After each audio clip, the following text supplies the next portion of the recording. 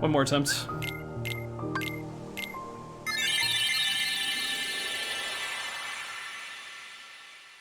Well, so much for the salty run back, I guess.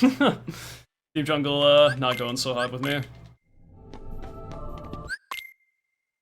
I think I'll just try one more, and if I'm still not feeling too happy out of early game, maybe I'll just kind of relax and take a breather, because I do need to calm down a little bit more from that other run anyway.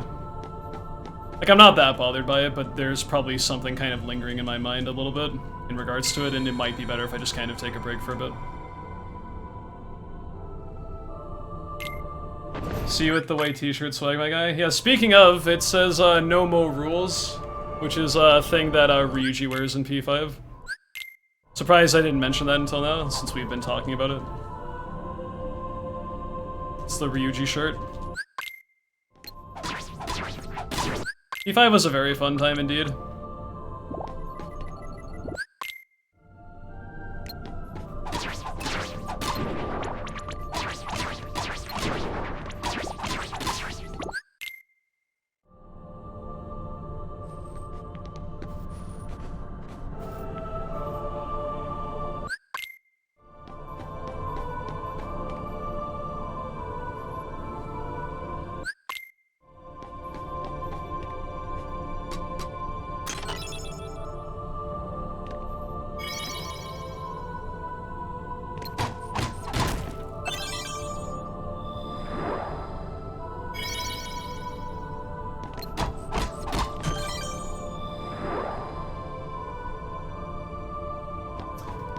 What P5R/P5S do I listen to on loop? The whole soundtrack. Maybe not the first layer of mementos, but pretty much everything is good in those games.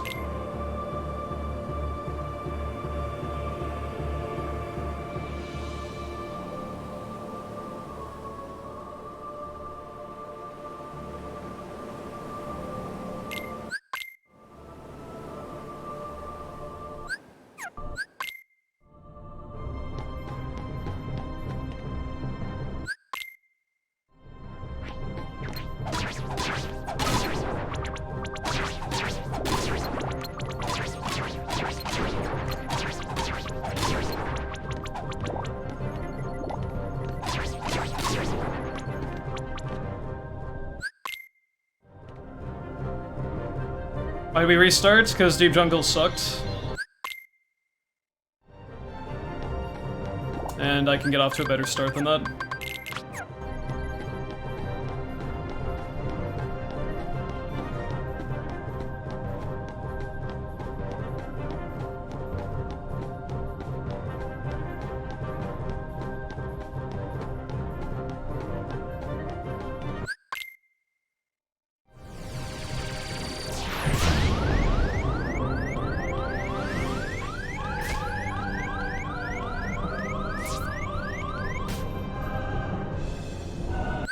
They added Sora to Fortnite, would you play it? No. Never played Fortnite, never will. Probably.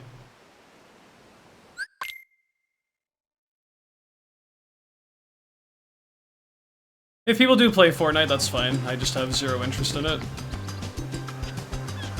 Have a good one, Nate. Thank you again for the sub and take care. Thank you for the good luck.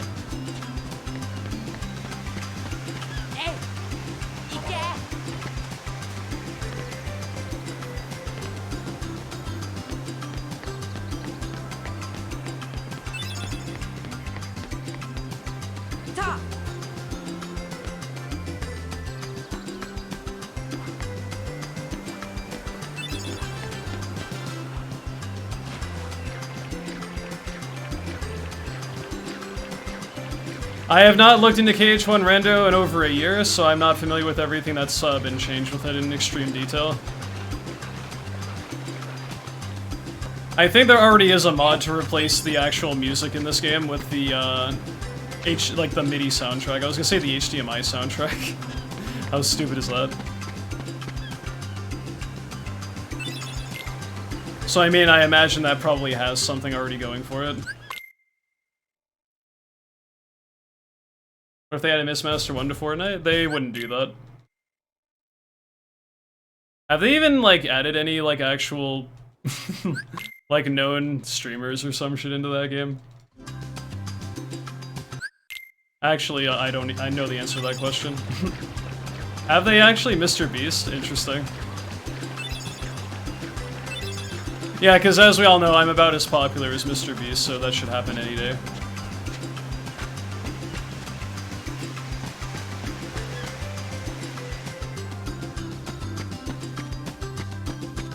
Yeah, I was gonna say Ninja probably did, or would be the one that would do that if they did actually choose real people.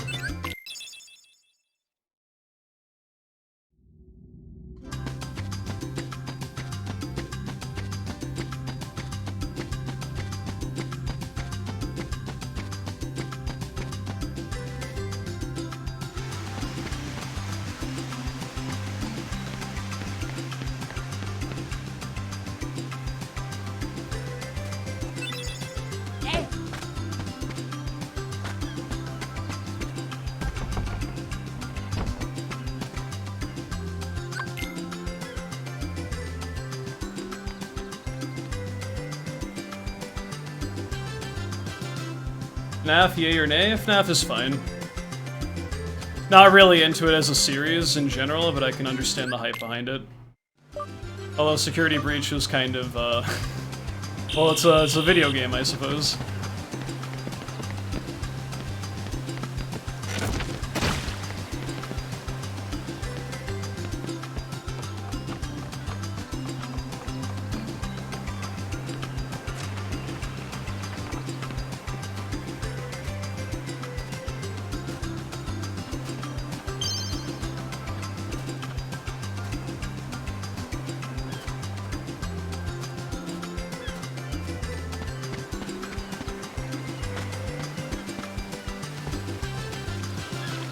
I mean, to be fair, I feel like a lot of, it's portrayed in a lot of general media that, children playing in very dangerous environments is kind of, done a lot of the time anyway. I'm not saying I support that idea, but I'm also not unfamiliar with games kind of letting, younger, characters kind of mess around in what's clearly not a good space for them to be messing around in.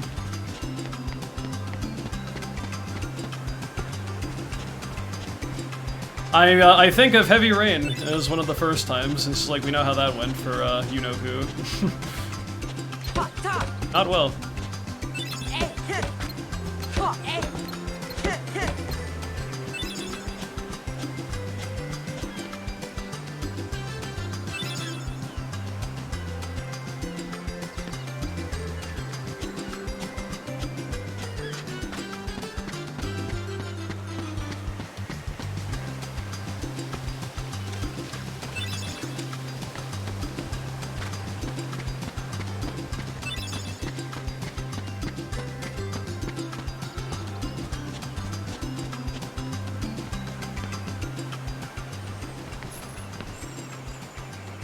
Yes, it's the one where where the infamous like Sean and Jason voice lines are from that people like to parrot.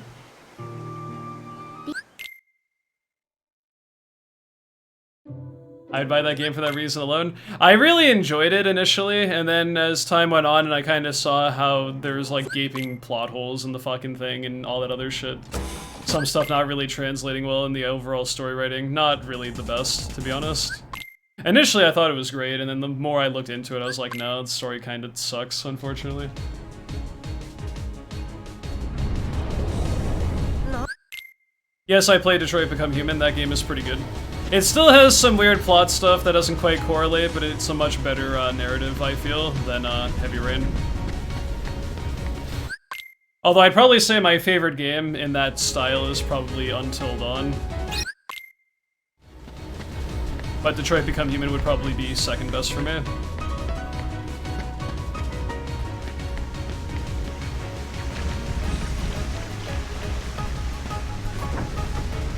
Yeah, Until Dawn's really good. Would recommend it.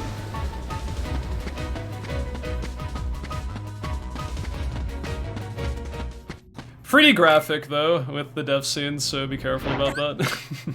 Not very nice things happen to people if you make a mistake.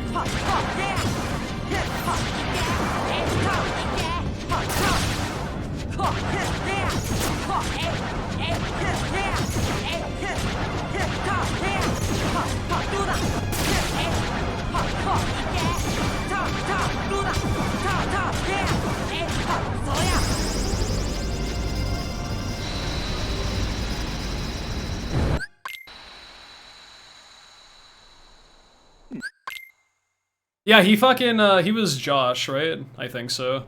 I forget about that sometimes, because it's been a hot minute since I actually played Until Dawn.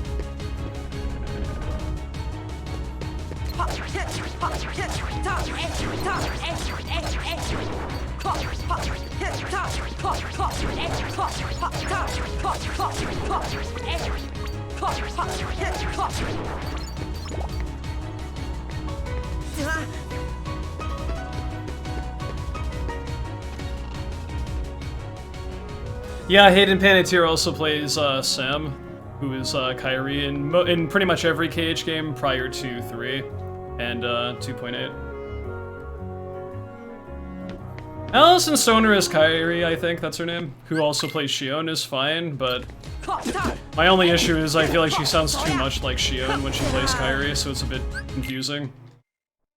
Which, I mean, granted, it's the same VA, so I mean, I guess that's kind of to be expected, but there's not enough of a variance there to really separate them. Like, if you closed your eyes and listened to the different dialogue lines, you would have a hard time being able to tell who's actually talking, sometimes, I feel.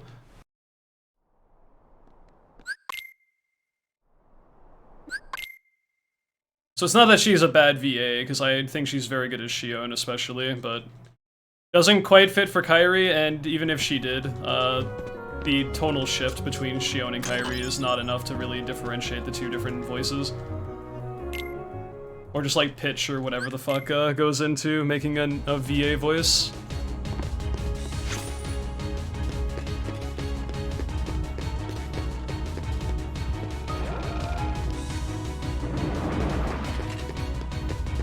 I'm not really too bothered by Richard Epcar as Ansem, but I mean, Billy Zane is just so iconic, you know?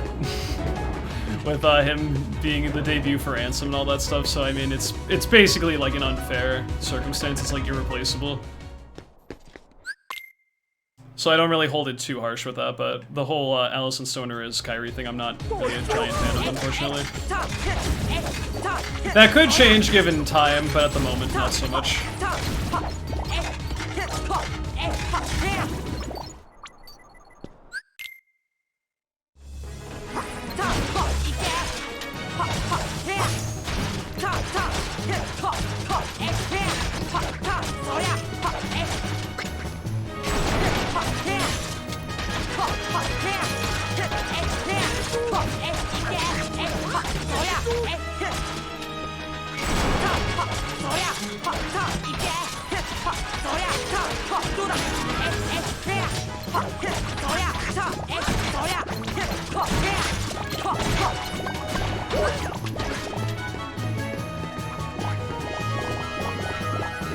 No, you idiot! Ah, mad. You know, and I was just about to say that was actually a really good guard armor split, but Goofy had to fucking do that. You think I could become way stronger by swapping my hands with my feet? Maybe.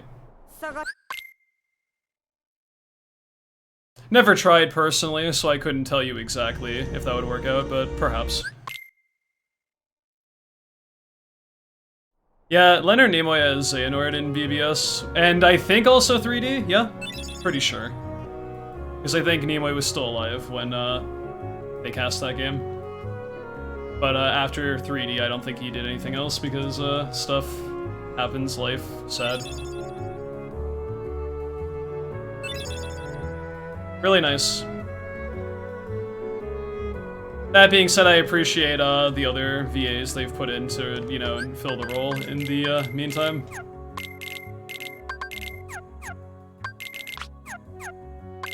It's a shame Rutger Hauer also passed away, and Lloyd as Xehanort was actually not too bad. It was a little bit of a, what's it called? I was so used to Hauer's voice from the main game, and it is a bit jarring to hear Lloyd in the DLC, but not bad. That was probably my only real thing, is like, it was just jarring to hear the difference, if you, especially if you go from main game to DLC, but no, I think Lloyd did a pretty good job as Xehanort for the bits he did do.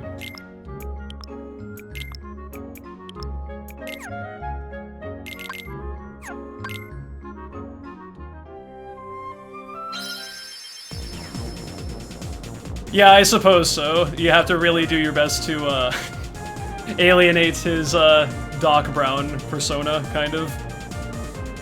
But if you can get over that, it's pretty good.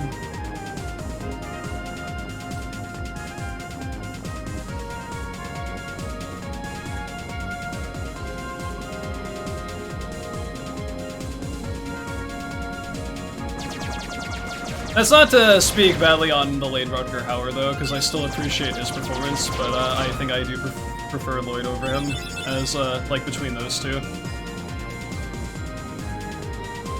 But simultaneously, I don't think he did a bad job as Xehanort for the main game.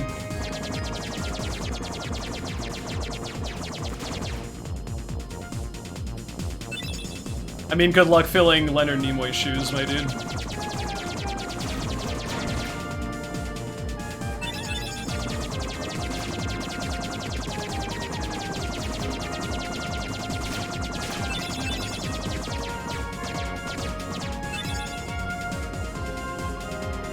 We are green, what could go wrong? Well, I'm already down an ether that I'm supposed to have, so that's not a great start.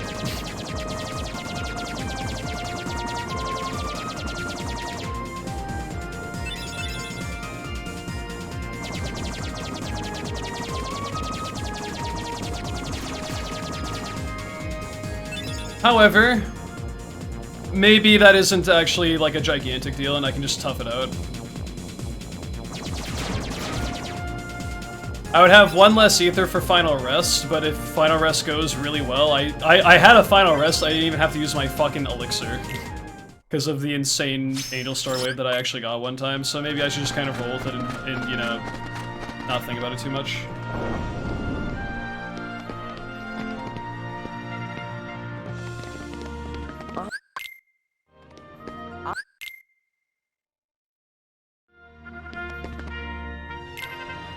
It's just nice to have an extra ether up your sleeve in case things kind of go messy.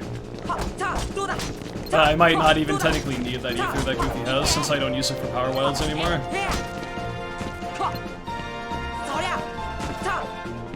Gotta love randomly getting locked out of your account? Dude, true. I remember I got locked out of my Twitch account a few years ago because of two-step stuff with phone and all that other bullshit that I had to jump through a bunch of hoops to get that sorted out, and it was not very pleasant.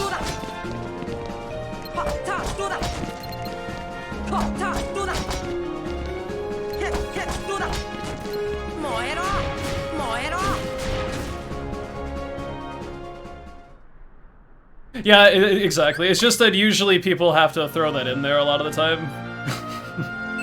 In today's rhetoric on a lot of things people talk about, it's like if you are, like, you know, praising one thing, you're like indirectly,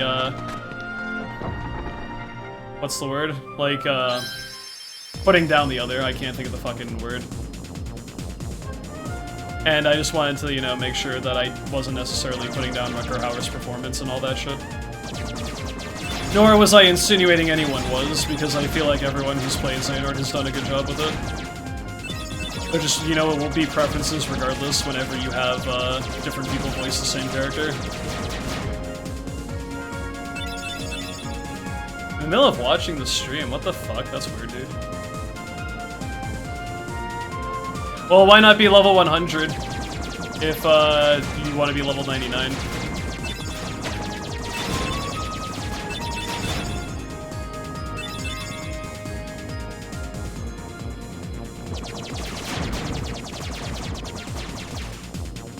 Max level in KH1 is 100, not 99.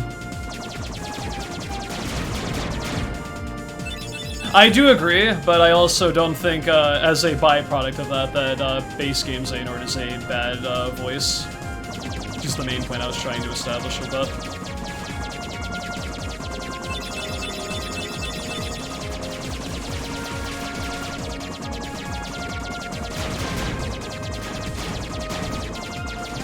Destiny has never left a chance until Goofy doesn't decide to throw a Mega Elixir.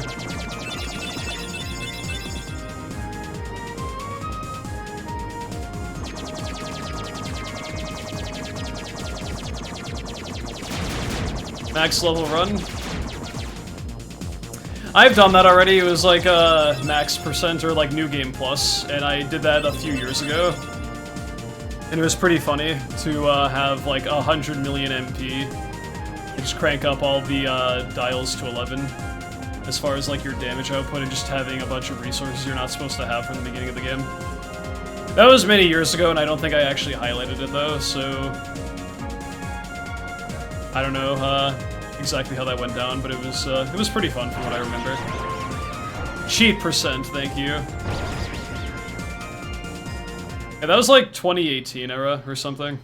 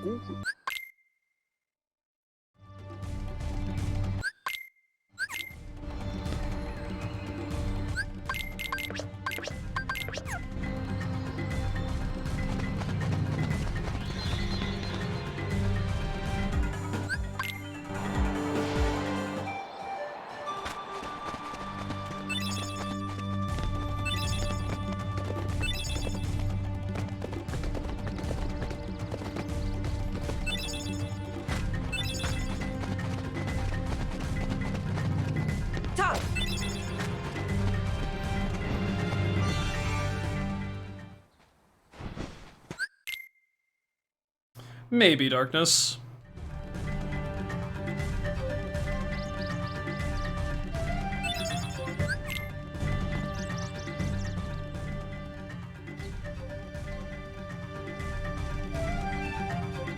I have, with Save Wizard, you can pretty much give yourself, like, max stats and max items and everything.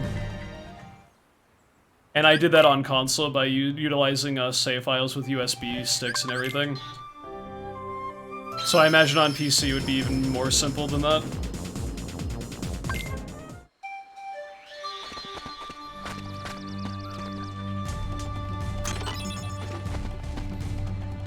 And back when it was good. Nice. I've never really paid that much attention to the Overwatch scene, but I've heard very mixed things about it.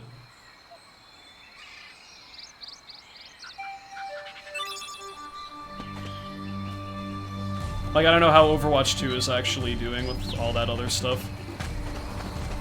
Yo, Lady Luck, I hope we're doing well.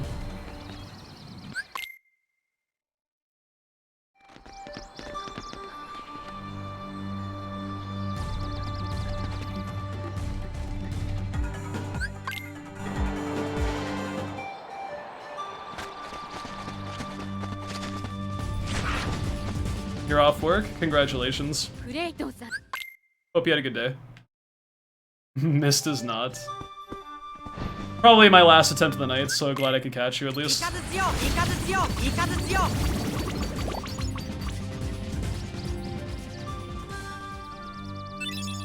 Thank you, Aqua is the worst cage character for the good luck.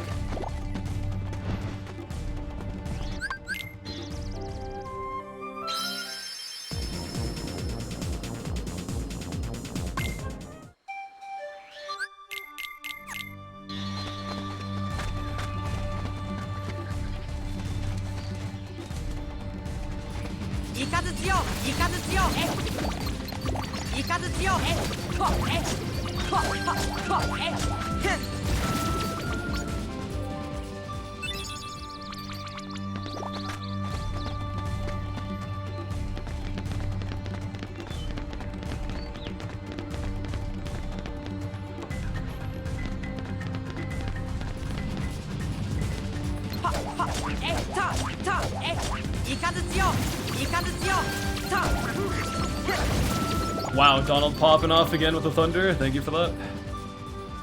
Uneventful? I will say, as a young adult, well, maybe I'm old now because I'm 26, obviously. That's like I'm bones made of dust and everything.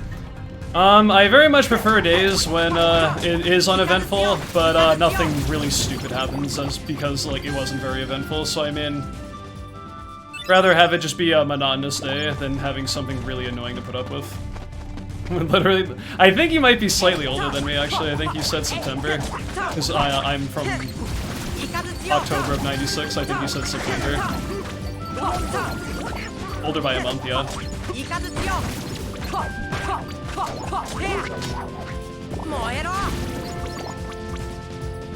That's pretty cool.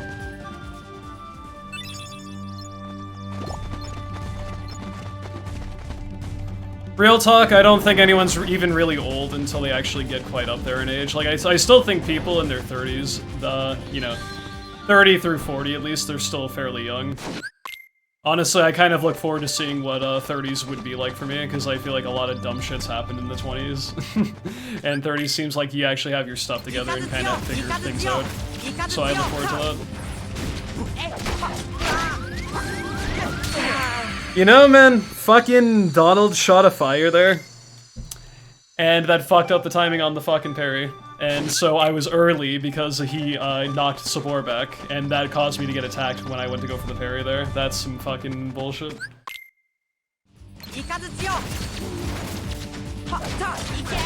Too bad, man. Maybe another run wasn't meant to be after losing my 206 earlier.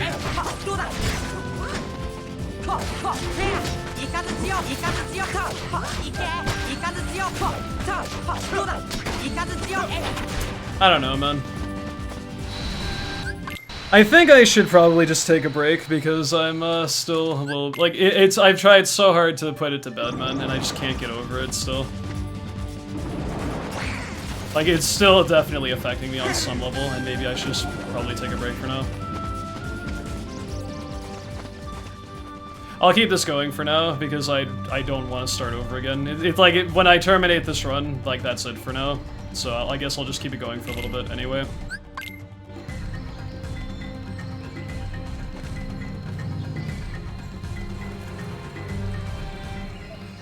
That being said, I'm barely behind, although I really shouldn't be behind at this point. But I mean, the run is still worth continuing regardless, because prologue and everything has been okay, just Sabor specifically was not very good. And who knows, maybe the rest of early game will actually be not too bad. Yo, 10-5, thank you for the good luck. Had something interesting happen when you were derusting? Do tell.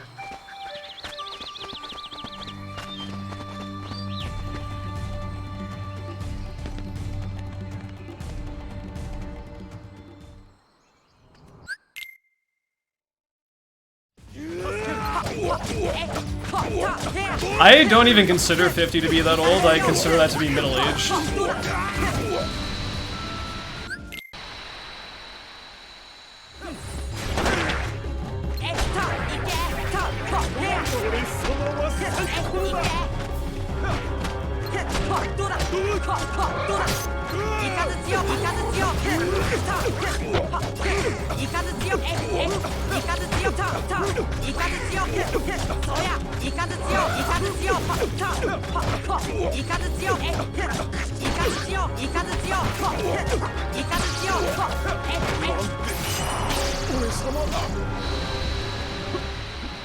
I feel like life expectancy has only increased as time has went on, though. I mean, obviously with bullshit that's happened in recent time, have to accommodate for that, but I thought life expectancy was up from what it was like a generation ago.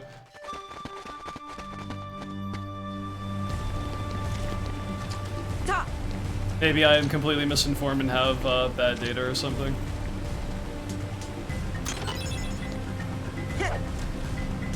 I mostly try to break it into like a specific gap though, like 50 being middle-aged, you know, assuming people live to 100, I can understand that.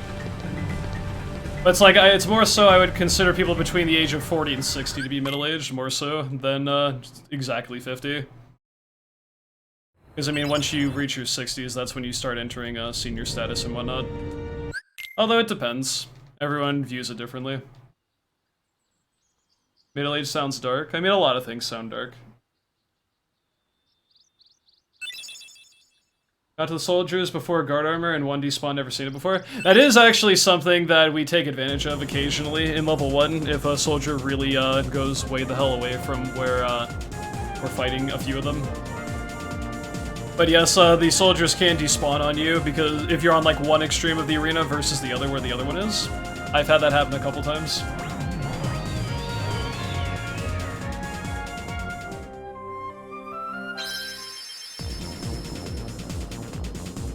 Yeah, I'd probably say barring horrible life events that people shouldn't ever experience, I think 80 is probably like the average age for people before their time is expired. Really depends though. Some people live for a very long time.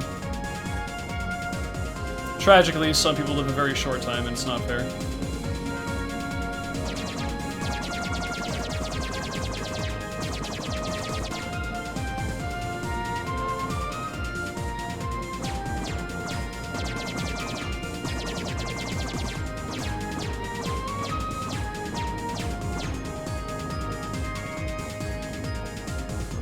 Like, yeah, you make it to the 90s if you're fortunate, but I think probably 80s is where a lot of people check out, if they make it there anyway. Like I said, barring like really awful things and other health concerns and issues that might occur over the course of that time. Don't take life so seriously. No one makes it out alive. I mean, that is true, but simultaneously, I am a firm believer in contributing something good to the world. So I mean, I would take certain things very seriously at the expense of making sure other people are happy with stuff.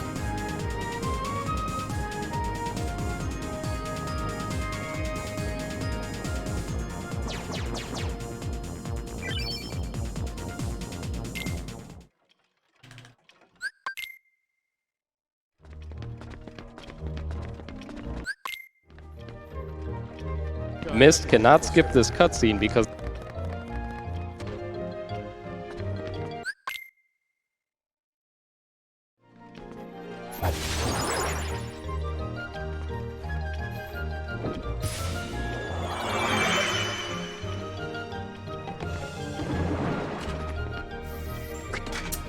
some pretty dark things to talk about, potentially.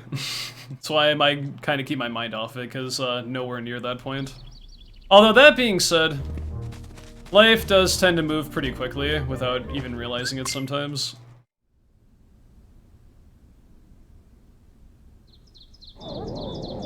I still remember when I was a teenager and just, you know, how quickly around 10 years had passed since then already. So I'm not saying, like, it isn't anything to ever concern yourself with, but I don't tend to dwell on that because I'd rather enjoy my time. And I'll cry about it when I'm old.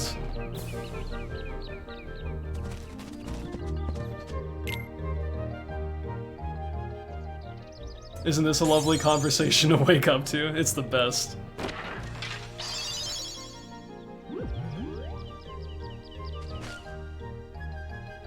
I'm mentally a teenager? I mean, I really would plead with people to retain some semblance of their younger years just because, you know, there's nothing wrong with that. I feel like there's certain things you have to develop as an adult to actually be, like, you know, functioning in society and shit. Actually being able to do stuff, but I mean, there isn't anything wrong with holding on to certain things that remind you of your youth.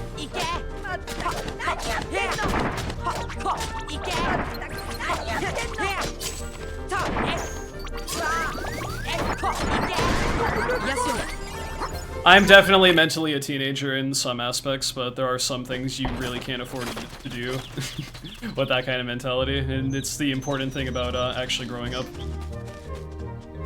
But everyone should be allowed to be kind of whimsical and carefree and just childlike in certain moments just to have fun with life in general. There's nothing wrong with that. Like a lot of things, the secret is just moderation. As long as you aren't going too ham in one particular area, I don't think there's anything wrong with that. Although some things, some spaces you could end up going into, you might be just best avoiding altogether, but... I feel like that's a very sad thing if someone has kind of lost a lot of their sensibility of any kind of childhood just because of their, like, upbringing potentially being really, not great to remember and stuff like that. But like I said, it is kind of a dark topic, so I won't really delve into that super far, but...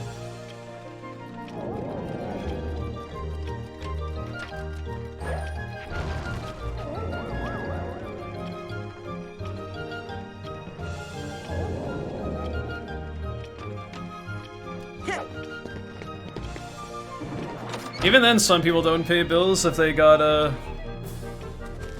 you know, a particular situation going on with that, but generally speaking, yes.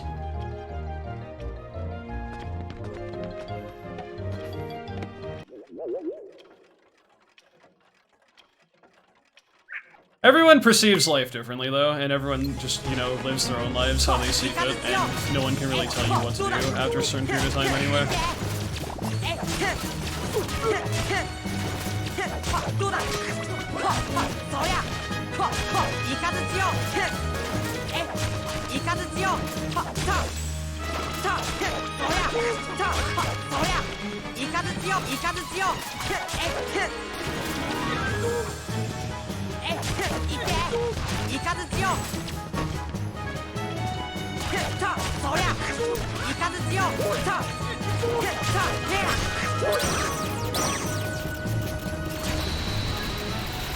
That's what I mean too, like, I at 26, I feel like I still don't know shit.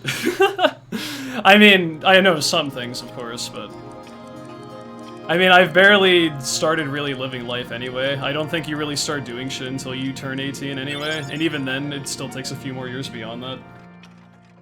It's like, by the time I'm in my 30s, I hope I have more stuff kind of a little bit more under wraps, but at the age of 26, I'm just kind of like, fuck it, dude, just kind of roll with it. If things are okay in the meantime, don't worry about it too much. Just kind of work towards stuff you know you have a plan to and everything. I'm not saying be completely irresponsible, but simultaneously I feel like your 20s are just kind of meant to be like actually kind of figuring out stuff. And it only seems like that that time, just that general time zone is apparently extending further into your 30s, depending on who you ask nowadays. I'd be fortunate to know 1% of what life truly has to offer by the time I'm not here anymore.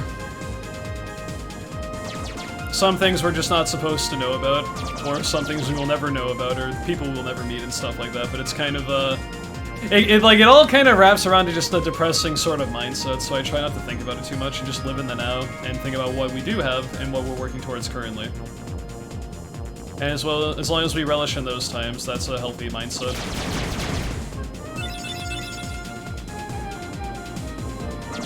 That's what I mean, like, and there's nothing wrong with that. Life is not black and white, it is multiple shades of gray.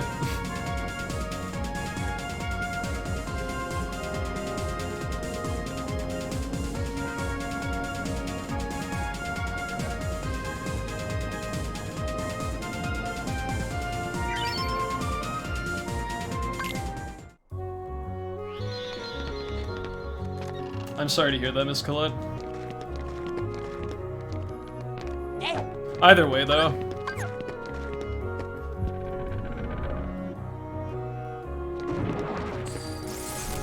Just never know what's gonna happen. And, you know, that's kind of what makes life both exciting and horrifying simultaneously.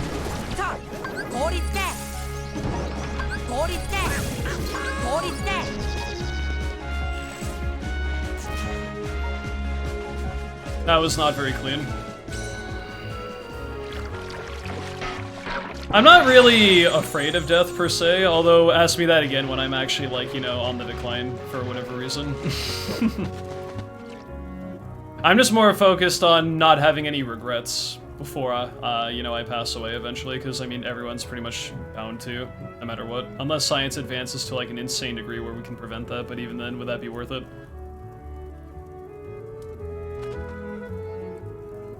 Is this like I guess maybe cynical side of me that just kind of understands people are not meant to last forever and you eventually just have to be gone?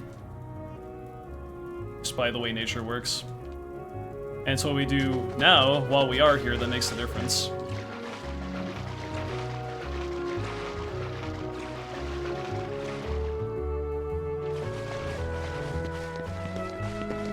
That's what I mean. It really just does depend, and like I said, I'll probably have a different scope of that when I actually get considerably older, but...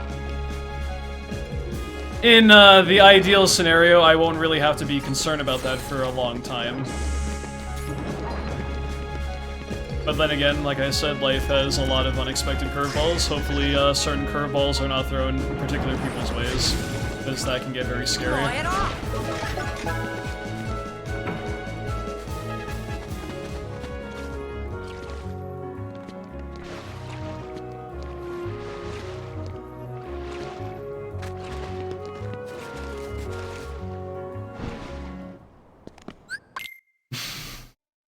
If only it was that simple, Dead Rabbit.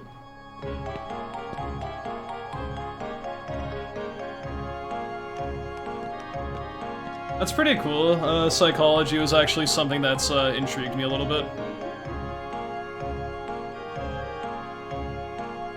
That's pretty much my viewpoint. I want to be more on the altruistic side and just get people through tough times if they're not necessarily having the best day and whatnot.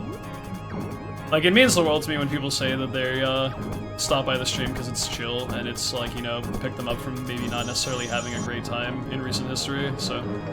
I hope I can provide for that in any capacity going forward, and it stays that way.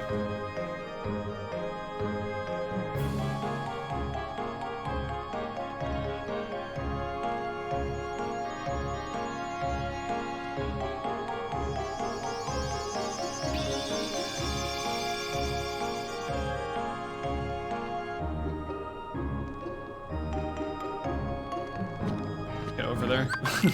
I was trying to get a dodge rollout, but no dice.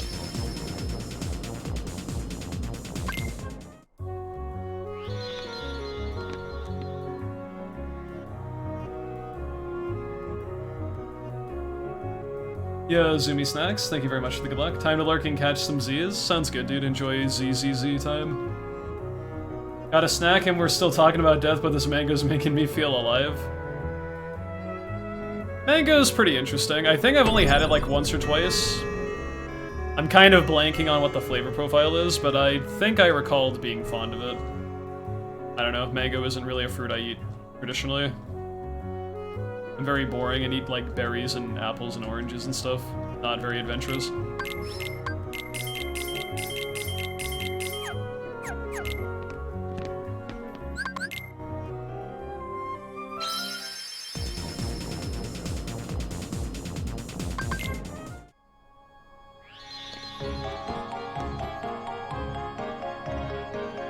Yeah, mangoes are good from what I recall. It's just that I have them so infrequently. I don't really clock their taste so well. About to give this man so much fruit. Oh, what's that supposed to mean?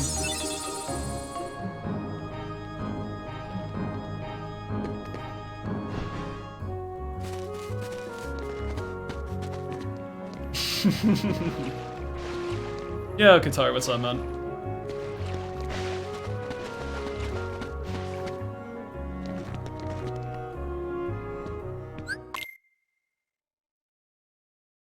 Yeah, fruit in general, I think, is pretty nice. There's just certain types I've had more frequently than others is all. Fruit I'm not fond of is pretty much any kind of melon. I fucking hate that shit. Don't touch it. I hate raw tomatoes, although using tomatoes as a base for sauces and a bunch of other stuff, or even just like baking them or whatever the fuck, stewing them down. Pretty nice, but I hate raw tomatoes. Yes, I fucking cannot stand melon. I hate cantaloupe, I hate honeydew, I hate watermelon, I hate all kinds of that shit. Except I like...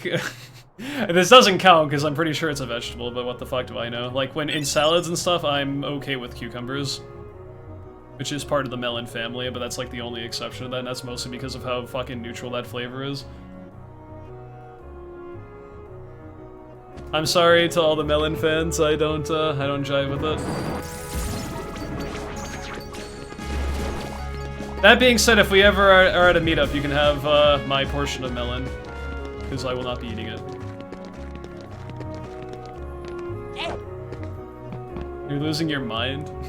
Of all the things to lose your mind over, it's the melon opinion. Come on now.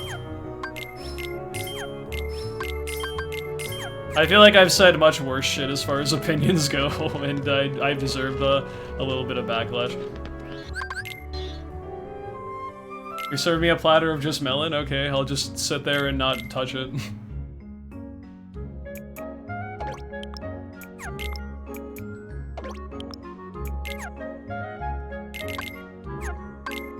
This is unironically one of the worst ones. I don't understand how, though. It's just a fucking fruit.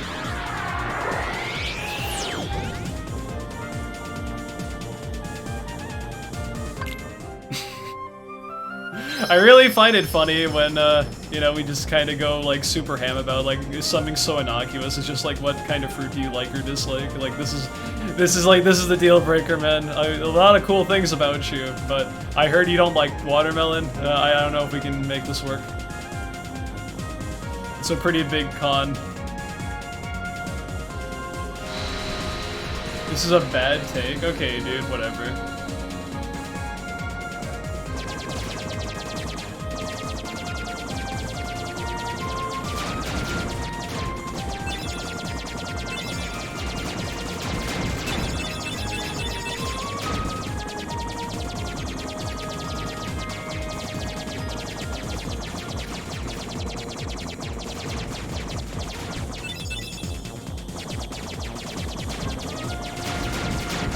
I'm glad at least someone, you know, agrees with me anyway. I guess it is tough when everyone's like, nah, dude, you're crazy. Not that that's gonna, like, dissuade me from still having my opinion about melons, but... At least I'm not alone in this, this insane culture war over watermelon.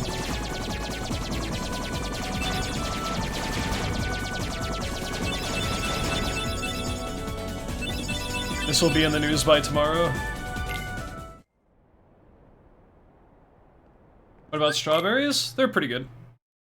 Most fruit I'm down with, I just don't like melon particularly, and I also don't like raw tomato, and I'm not particularly fond of dragon fruit either. That being said, I've heard there's 2 types of dragon fruit, and I might have gotten the one that's not so good.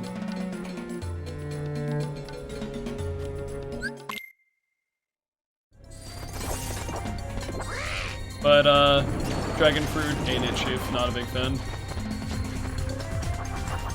I will not take the honeydew slander. I'm not backing down about my opinion, dude. I think it sucks.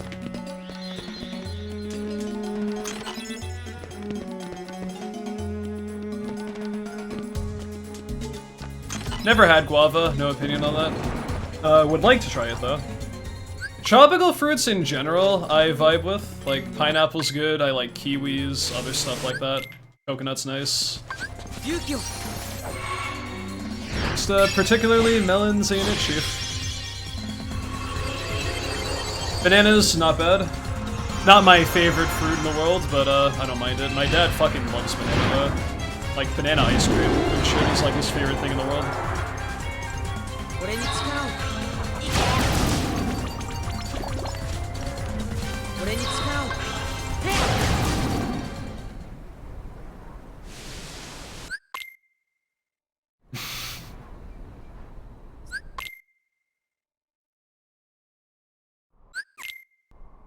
Hate pineapple? It's not for everyone. Now see, here's me being rational. You don't like pineapple? I understand. But I guess it's way too controversial to dislike melon in any capacity. I don't mind pickles, they're okay. I wasn't a big fan initially. I've grown to appreciate them over time.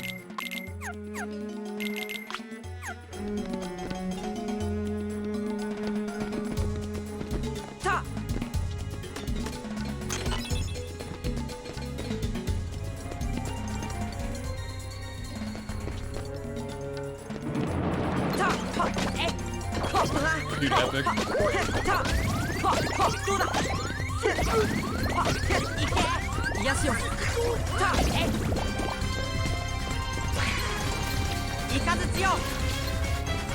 I can't even target the motherfucker that's down there, dude. This is bullshit. Okay, they got rid of him for me. Thank you for that. Are jalapenos a fruit? I don't believe... Oh! No, I don't think so, because peppers are a vegetable classified, I'm pretty sure.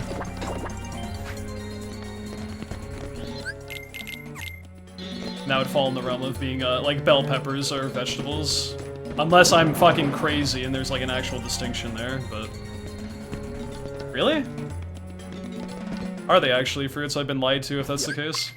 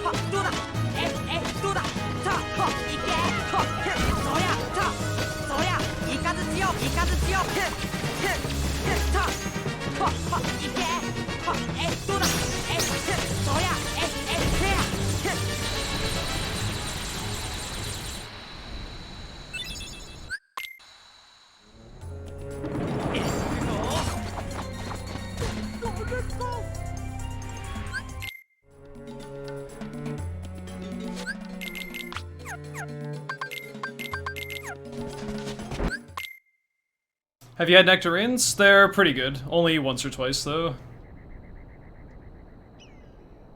Stone fruits are not something I usually eat, though. But I'm not opposed.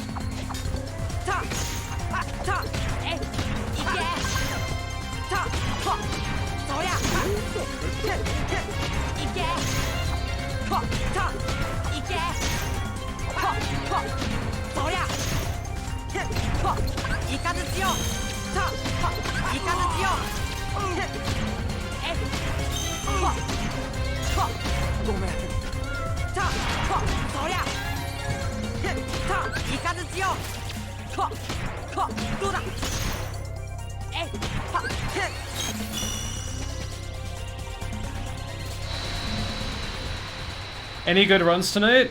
I had a run that was minus 30 by the time I got to World of Chaos, got absolutely fucking destroyed, and finished about 5 seconds behind PB. So no, I haven't had any good runs tonight. I had a run that could have been really good until like the last literally few minutes of the run. It was rather sad. That is extremely painful. It's the first time since I've been back I genuinely got upset over a run not making it. Because stuff happened that I'd never experienced before. Goofy didn't throw a Mega Elixir for whatever fucking reason in Dark Ballroom. Lost like 15 to 20 seconds, and then I couldn't PB after that. It was quite a tragic showcase of the game.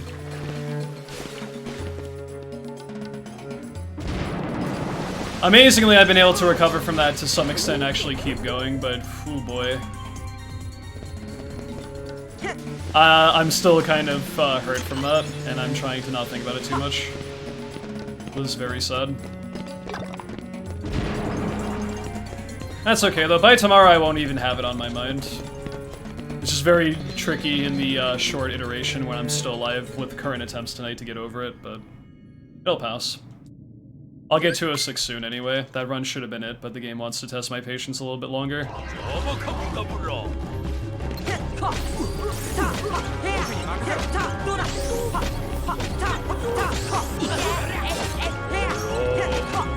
Plus, I mean, it doesn't really do you any favors to dwell on shit too much anyway, so just move on from it, but... was very, very, very crushing. One of the more crushing losses of a run I've ever experienced, and I, unfortunately had that showcased a few hours ago.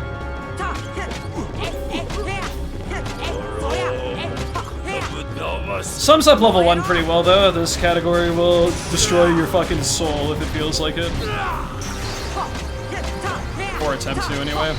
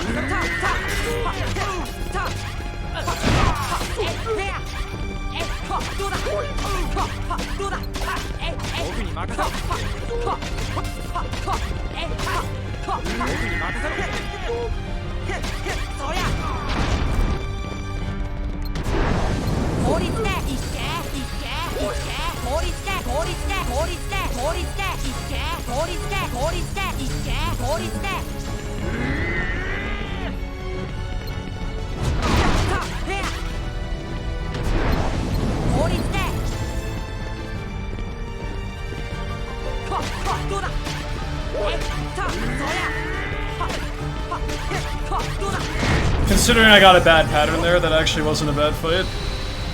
I usually lose about 10 seconds if Iago flies away immediately, but not too shabby.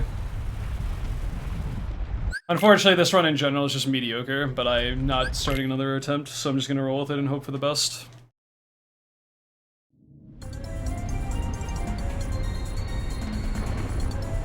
As soon as something really catastrophic happens, or if I am actually able to bring this back and it turns into a decent run, then I guess we'll see. But stream is basically over when this run is over, and when that's gonna happen, I don't know. Might be in 90 minutes from now, might be in not a very long time from now. We'll have to wait and find out. Yes, because when you jump, you cancel your animation frames, and an ideal tech with KH1 is to jump high enough just to cast your magic out, but also land right afterwards to eliminate the cooldown time, so you can get magic out as quick as possible.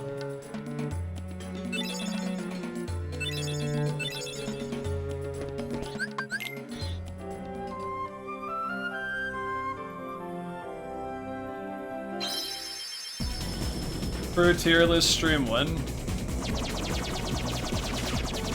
I don't know if I would do a fruit tier list in the same way most people would, purely based on their preferences of the flavor of it. A lot of my opinions on fruit vary on just generally how healthy they are for you to eat.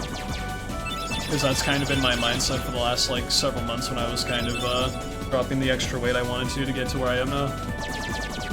That being said, I wouldn't, I'd probably still qualify those two as pretty close to the same, just because it's something I've come to enjoy, but it's like S-tier fruits in my mind are blueberries and kiwi fruits. Just because they're so good for you, as long as you're not eating too many of them.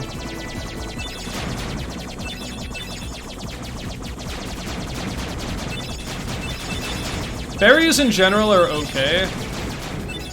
Although they're relatively high in sugar, but blueberries have a lot of fucking antioxidants and stuff that are very good for you, so they're usually a good snack no matter what.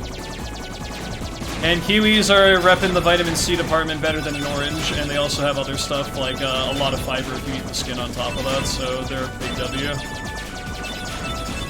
Not to, you know, shame orange enjoyers, but a kiwi is a lot more sustainable. What's F tier? Raw tomatoes. I hate that shit. Cooked tomatoes is like a considerable amount of tiers above that, but I fucking hate raw tomatoes so much.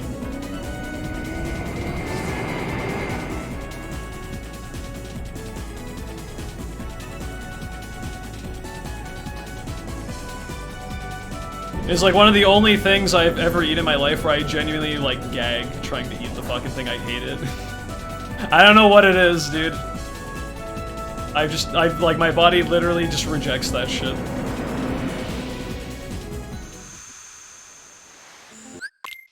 I'm not cultured enough on apple varieties to really do like an apple tier list. I think apples in general, holy fuck.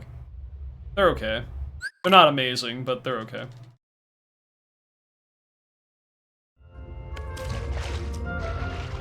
Big fan of citrus fruits, though.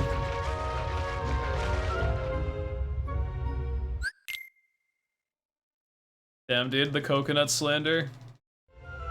Fair enough. I disagree, but we can agree to disagree.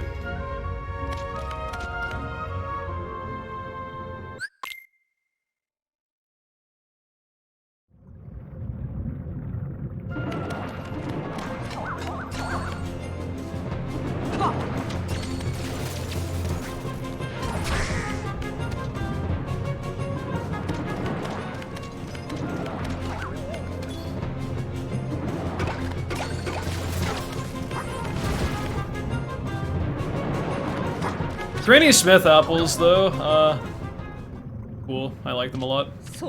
I know some people are like, ew, you like Granny Smith, what the fuck is wrong with you? But, I like the natural, like, sourness of Granny Smith quite a bit.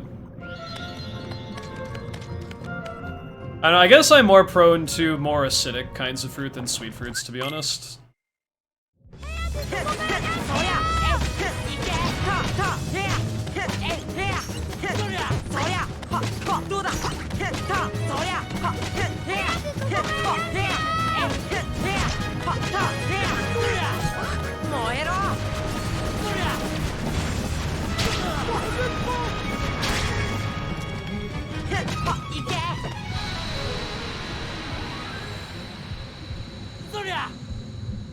Riku, calm down. Dude, if anyone unironically hates lemon, I think they're, like, actually, like, a serial killer. There is something not right about you if you don't like lemon. Like, I'm gonna, like, that's an immediate red flag if you don't like lemon in any capacity. I mean, by itself, of course, don't do that, but I've yet to meet a person who thinks lemon flavor in general, with, actual, like, things it's meant to go with is, like, not good. I'm just like, how, though?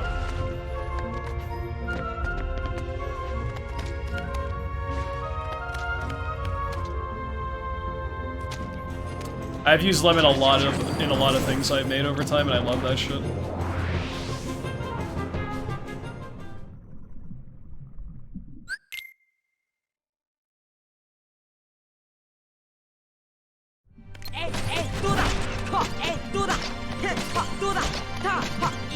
I like how I have fallen into the trap of actually being invested into this fucking, topic.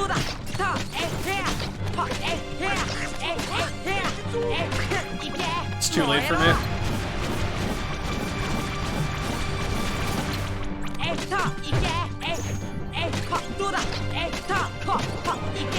Weird fight.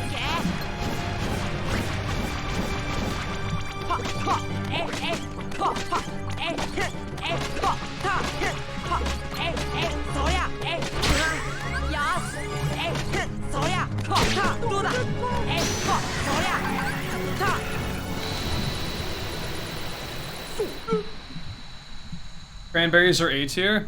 I mean, I can see that. I'd probably put them in B to C, personally. I'm not a big fan of cranberries, but they're not awful. Cranberry sauce at, like, Thanksgiving, though, not a fan. But actually, like, having general cranberries and some kind of, like, stuffing or whatever the fuck.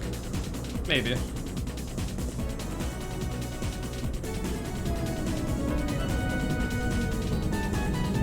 That being said, like, there's very few opinions people could have that I would, like, genuinely, like, be really disappointed about hearing that from people. I'm usually relatively understanding of most, opinions on stuff.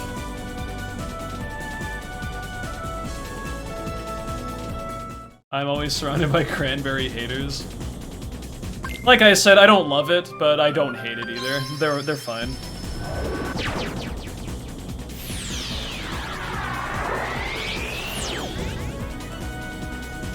I'm happy there's something out there that you really enjoy. It just means more for you, ultimately.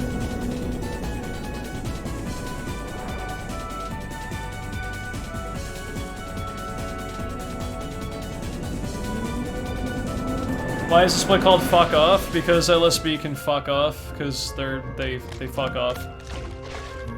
And they're a terrible part of the run.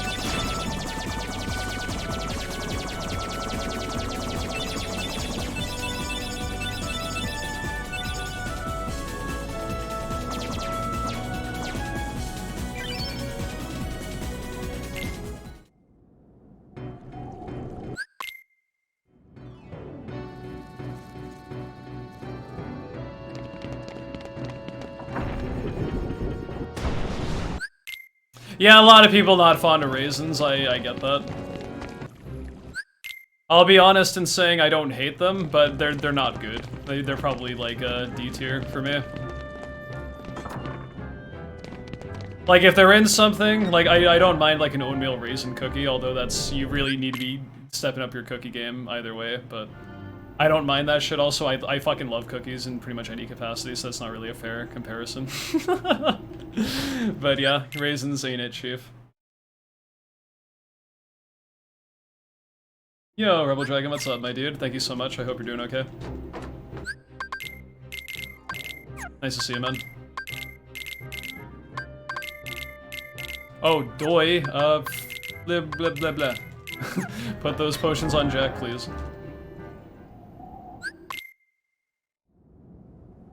Yeah, I love grapes. I would say they're at least A tier, if not S.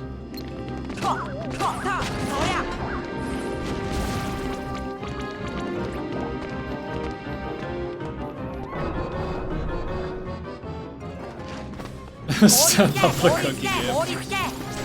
I don't know, man. Just gotta get the point across somehow. There's definitely better cookies than oatmeal raisin, although I feel like oatmeal raisin does get slandered too much. It's not bad. But I mean, there are definitely much better cookie types out there. Oh my god, that hair, though! Sally's hair all up in the camera.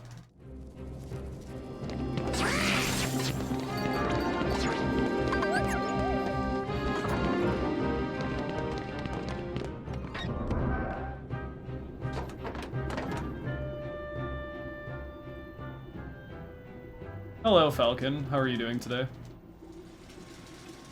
Falcon nailed it, there we go. I was like, I can read names, I promise.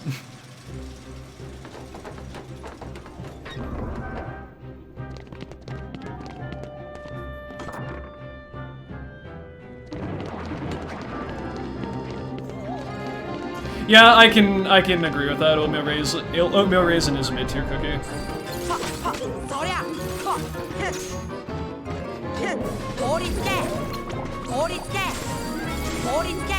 I just feel like people are so close or like so quick. Holy shit. What was that movement, dude? I should have fallen off that. Oatmeal raisin is way too quick to be judged as like F tier instantly by people, and it kind of makes me sad because it's not that bad. 6, 4, 2.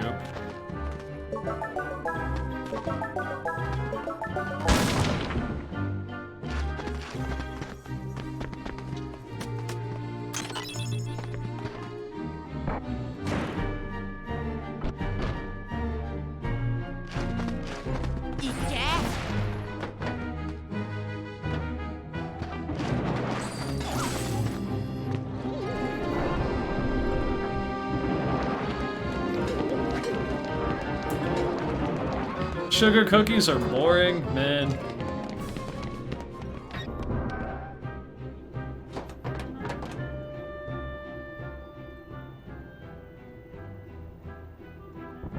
I am very much of the opinion, like, even plain stuff, if it's done very properly and carefully, can still be really good, and I mean, it's the foundation for a lot of stuff as well. It's like, I don't know how you can say sugar cookies are bad. Maybe they're not the most exciting thing necessarily in the world, but I mean, they're pretty fucking good.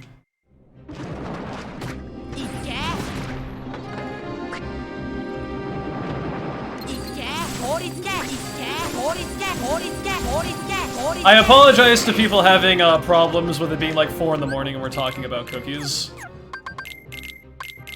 Probably not the best topic for most people this time of night.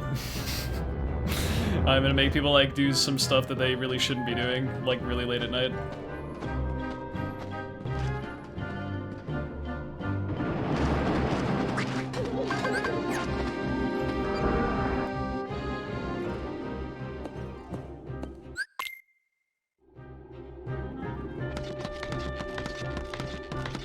Don't mind me, I'm just gonna go raid the fridge really quick, or whatever, like the pantry, or just whatever cupboard you might have snackies in. Dedicated misstream to ruining your diet. I apologize.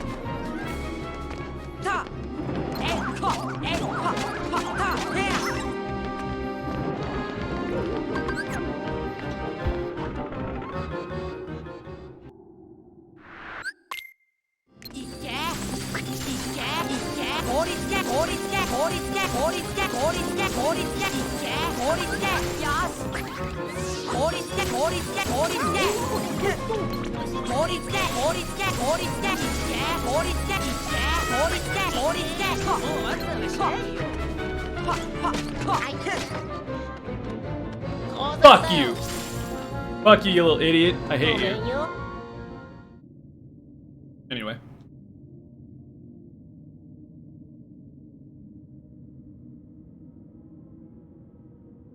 Is that toxic? Kind of. Is it warranted? Oh, abso-fucking-lutely. I don't give a shit. Fuck them kids, dude. Hate LSB so much.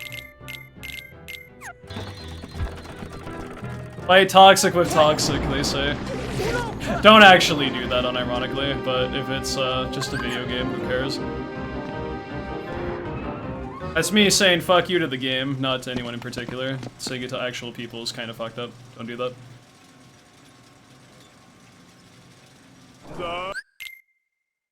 I think pumpkin pie is pretty top-notch.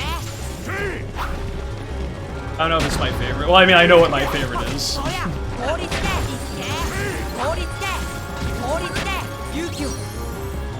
And that's lemon meringue is my favorite kind of pie, but pumpkin pie is not bad either. I'd probably say A tier for pumpkin.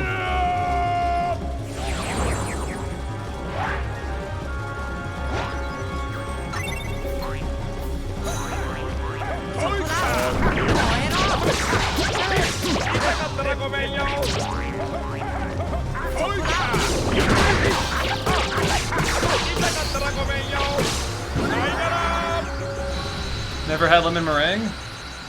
Would highly recommend. It's fucking delicious. That being said, I am a big fan of citrus-based desserts. So I mean, I have some bias there, but I would definitely recommend it if you ever have the chance. B tier? I mean, I can accept that too. It's not for everyone. But I love citrus so much. Easily S tier for me. Emis can yell at me. I'm not going to, though, because, like I said, I can understand that.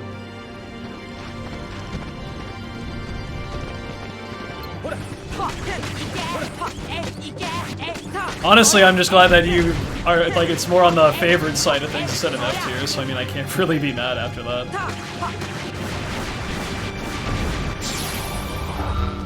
If you said it was F tier, maybe I would have been kind of upset, but B tier, I can live with that. Lady Luck then shifts her opinion to F tier just to get a reaction out of me. Oh shit.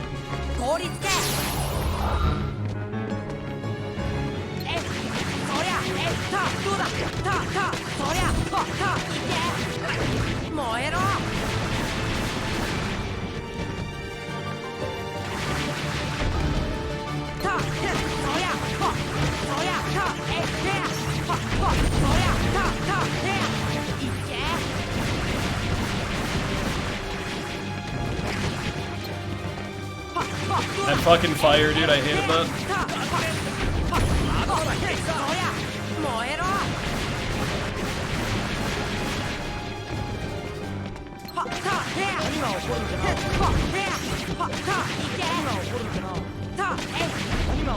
Really, man?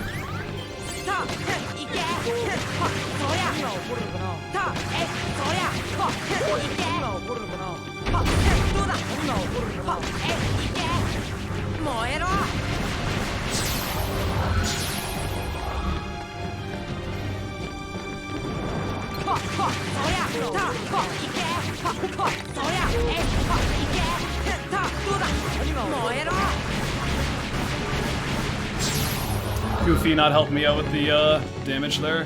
Too bad.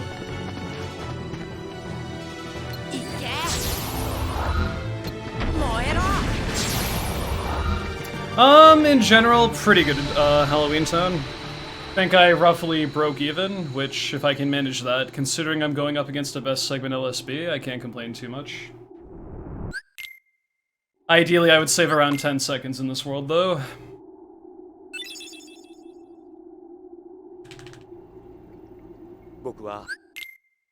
TH music pretty good, I agree. A lot of bops.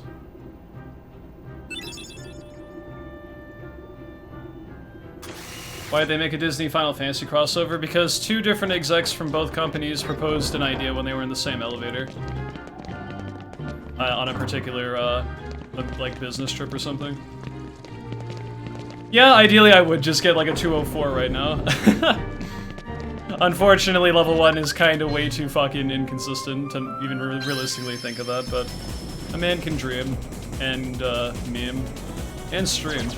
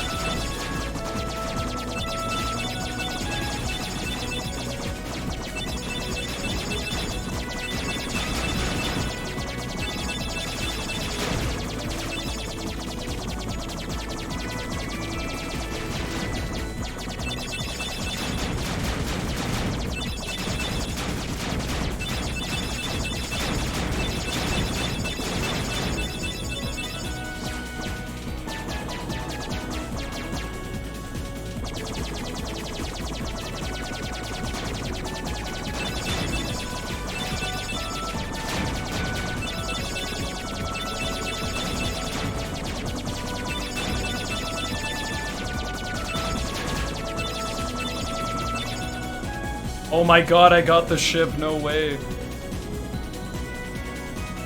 Do I do anything besides stream for work? Not currently. I do, I was gonna make the joke about YouTube stuff, but I haven't really been doing much with that yet either, aside from, uploading, PBs.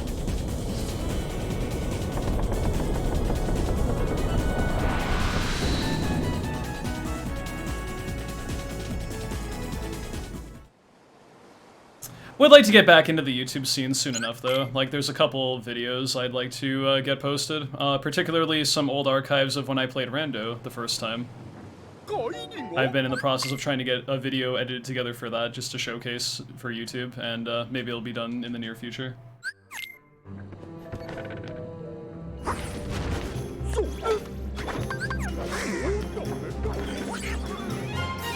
Or just like, just general stuff, I'll figure it out.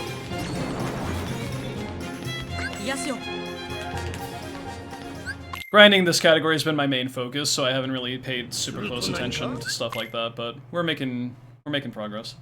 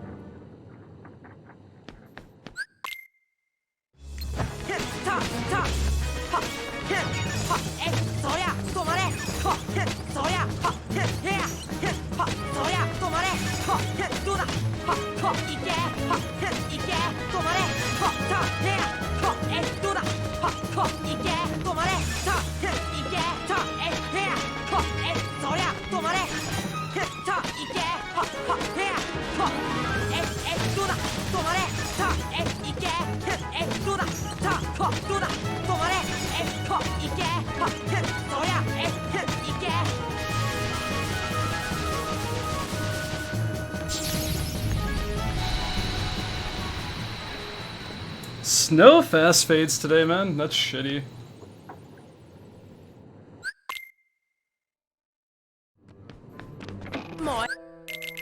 Doesn't feel like cooperating today. I'm 0 for 3 on fast fades after Anti-Sora. It's too bad, man. Favorite flavor profile? Umami, probably.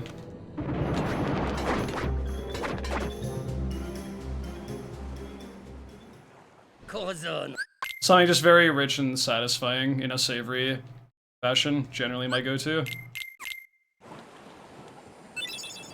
Although, if it's not that, I am a big fan of sweets. Always have been, always will be. I'm a fat kid at heart, even though I've lost the weight. But that's okay.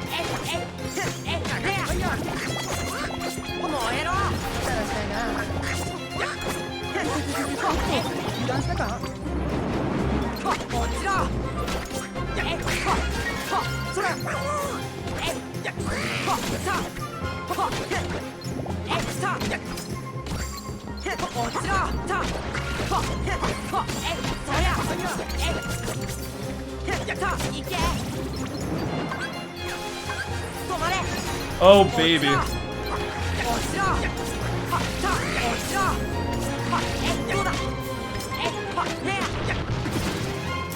That last stop was glorious. If I got the fast fade, I would have, like, tied my best there. That was really good.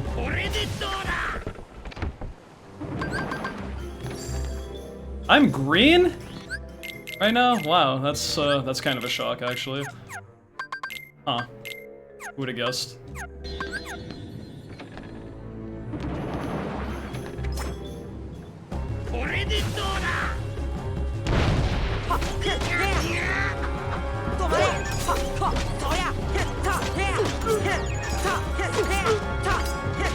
Oh my god, I parried that with that swipe, that was awesome. The ship is probably gonna get really mad at me in a minute though. Oh! Or he'll be a good boy and stop like the way he's supposed to. So thank you for that.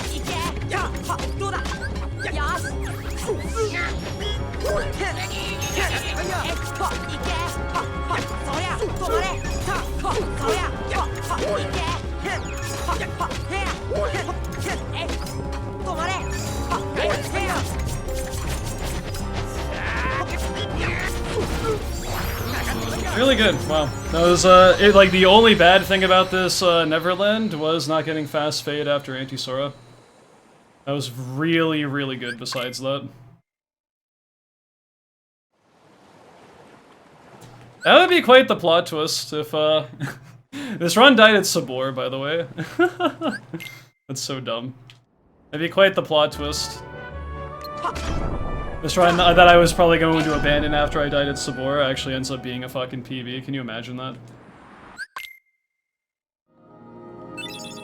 I didn't really have a lot of good faith after Agrabah, but amazingly that's kind of turned around a bit now.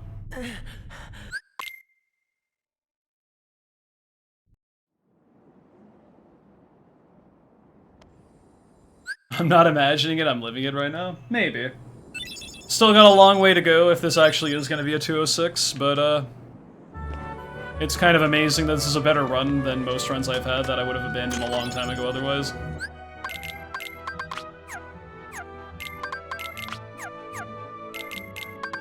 Pleasant surprise. Get up there, you idiot. Oh my god, that was so slow. But are you living like Larry? Do we want to live like Larry?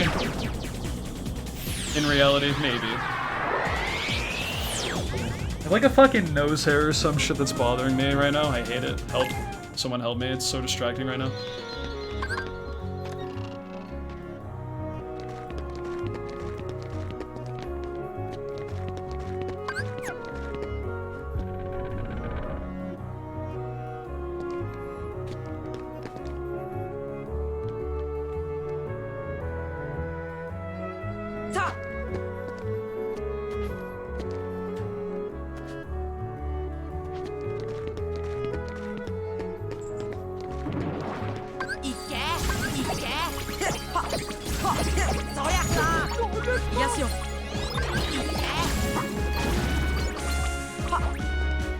Please, you idiot. Get over here. Wow.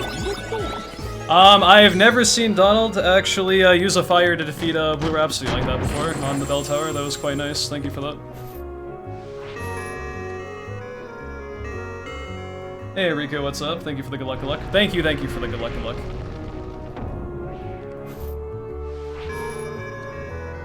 Yeah, you don't have to go through Gizmo Shop. Most people usually do this before they have shared abilities on the second time they come back to Traverse Town. But we put it off until the third visit just because we have more resource to do this particular required thing faster. And we have to come back to Traverse Town regardless after Neverland in order to and have Sid install the navigational gummy pieces to get to Hollow Bastion anyway, so it's just better off if we wait on it.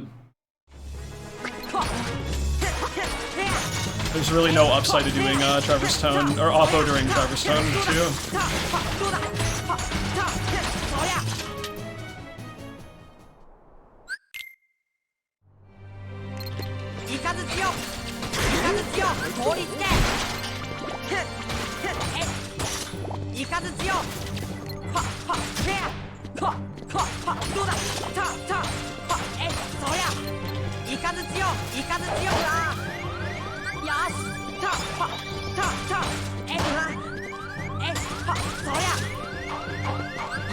That was horrifying.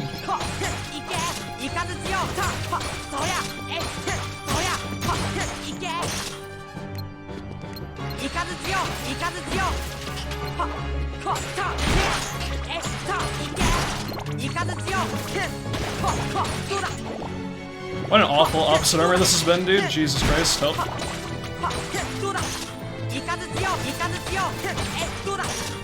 Oh, it hasn't formed back together yet? What the fuck? Oh no.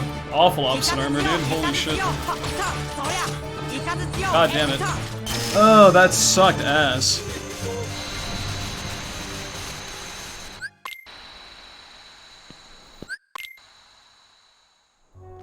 That's unfortunate.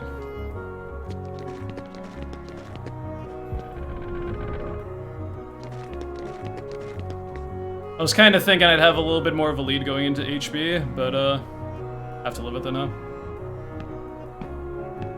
On Fortnite. I remembered seeing a meme picture of someone taking the Fortnite cover, replacing it with KH3's box art, and then just replacing the N and the F, so it's Nort Fight instead of Fortnite. Because you fight all the fucking Norts in that game. I was like, hey, it's a good meme.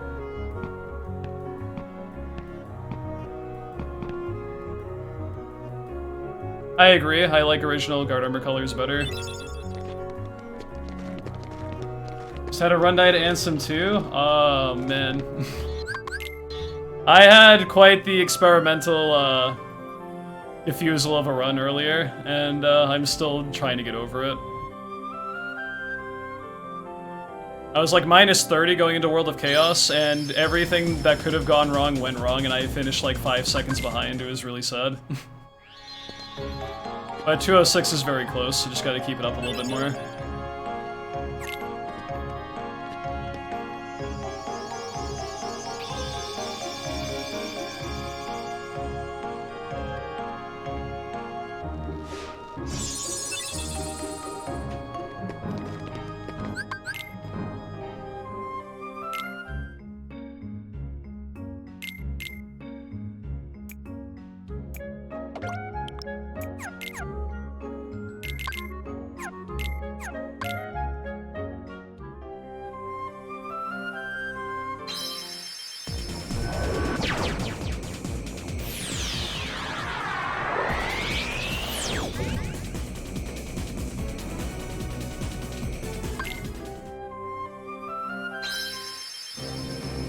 Well, I'm glad I have kept this run going either way.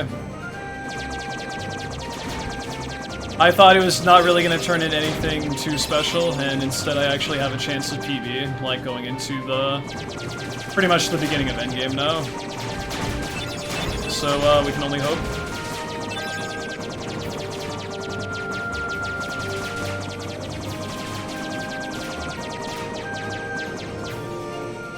Do you get Dumbo before or after you kill opposite armor? For non-level 1, it does not matter. You can pick it up either before or after. For level 1, we don't pick up Dumbo because we don't have Arrow yet. We get Arrow from defeating opposite armor. And if we wait until after we defeat Oppo, then we can get Spellbinder and Dumbo in the same visit to Magician's Study. But if you're not doing level 1, you can get it either before or after the fight, so up to you. it's only an important distinction specifically for level 1 runs to do it after.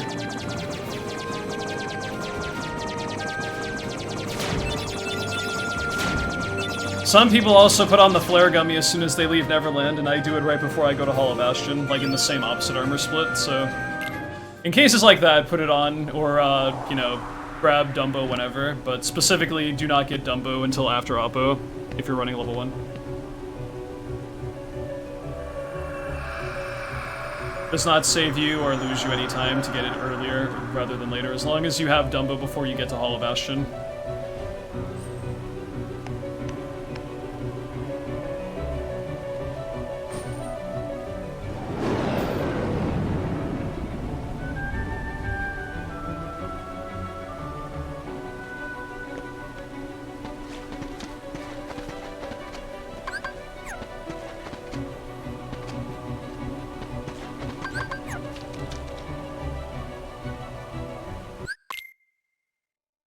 Hollow Bastion's theme is quite incredible, to be honest, just breathtaking the first time you hear it. First time you play this game, you're like, okay, they really mean business with this world. It's so unique compared to everything else you've seen so far.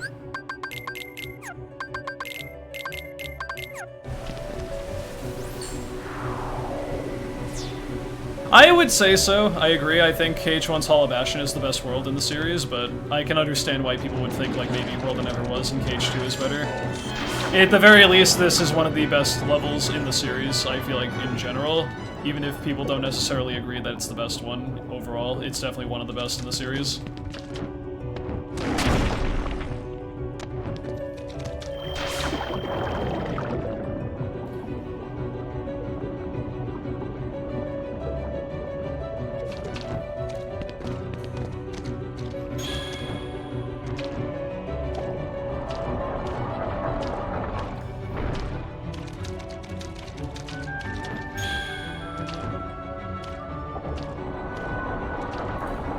I love the whole theatrical build-up to this world as well.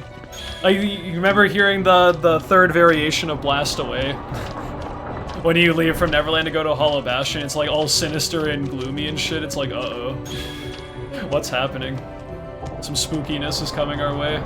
And then, like, they hit you with the really sinister-sounding music, and then they hit you with the purple backdrop when you get to the halfway point, and then you actually get to Hollow Bastion. It's like, ooh, man. How far have we actually traveled in this game to get to this point now? Like, just the build-up is so good. It's one of those things you don't really think about too much after the first experience, but man, I remember the first time I played this game, I was scared. When I heard that gummy ship music going into Hollow Bastion, I was like, oh god, what's happening? Why is the music so scary? Because you're going to a really painful world if you've never actually been here before. This is when the game actually starts getting like very serious and really expects the player to like not be bad at the game.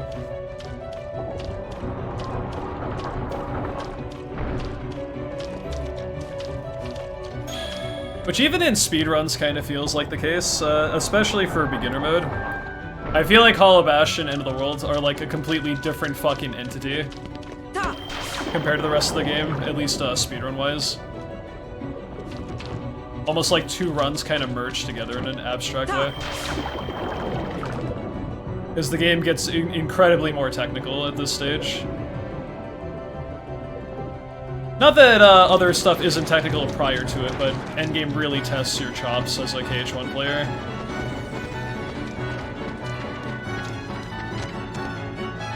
Particularly how good you are at your air comboing. And also cooldowns on various magic castings and whatnot. Like, there's a lot of really small technical stuff. It's really expecting a lot from the player to have the ideal fights and the actual speedrun sensibility of it. And then we get to Behemoth, which is a crapshoot and fuck everything. I don't know. Yeah, it's like, hey, do you know what the term difficulty curve is? If you look it up, you see a picture of KH1 Hollow Bastion. Game gets ridiculously hard. Probably jumping from Neverland to this world.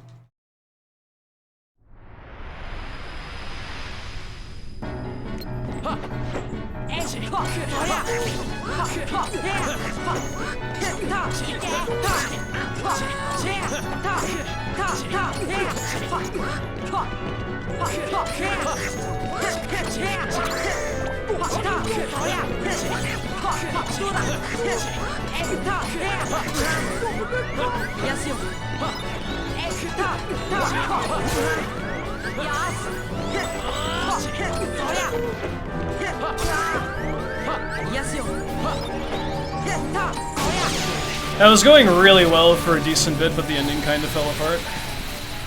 Yo, True For You, thank you so much for the 7 months, my dude. Just want to say I'm glad you're back. Love all the runs and your dedication. Thank you so much, my dude.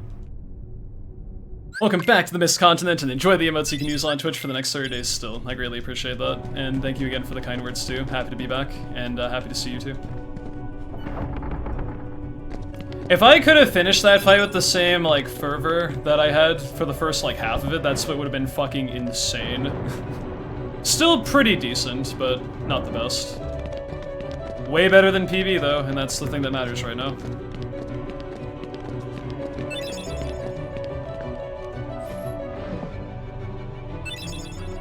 Yeah, the Guy Fieri behemoth in Hades Cup. I might just make like a random dumb meme thing and just like post a clip of like the fucking the behemoth in that cup, and then just put the fucking like intro to diners, drive-ins, and dives. Like, hey, I'm Guy Fieri, and welcome to this bullshit. I should make that a Twitter meme. That might be fun.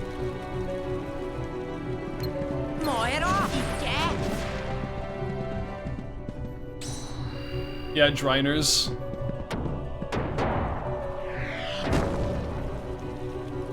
You actually eat your meal in a car inside the fucking diner, dude. Crazy. We're revamping the whole culinary system.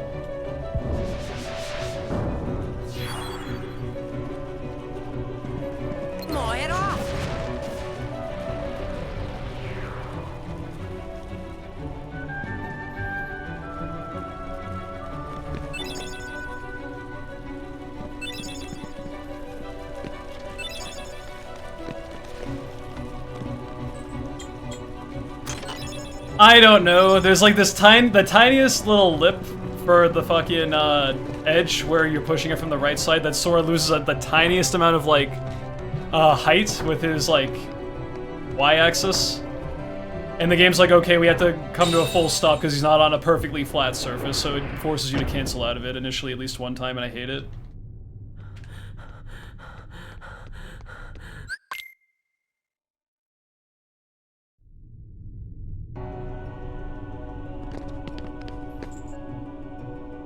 That's why I love KH1 so much, man. So many tiny details that it didn't need to actually do, but it did anyway.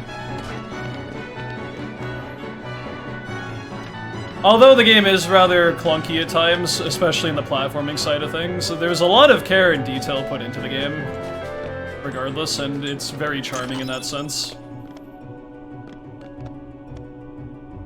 Especially with it being the first of its kind, you wouldn't expect certain levels of detail to actually be present within KH1, and yet they did anyway, and I appreciate that.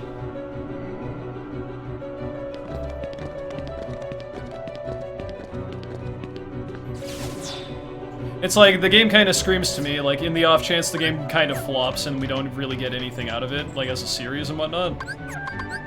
At least we put our effort, like, our blood, sweat, and tears and all that into, making the first iteration of what would evidently be the only iteration of the series if it didn't pick off, like, you know, from there, or kick off from there, but... solid effort regardless.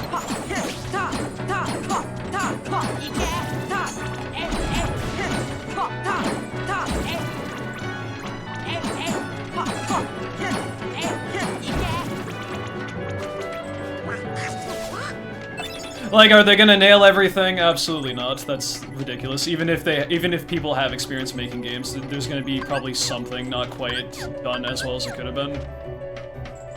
But yeah, just drafting it initially as the first game in the series and whatnot. A lot of good stuff. Very high quality. That you'd probably expect, like certain things you would expect from like a second or third entry in the series, like a type of refinement.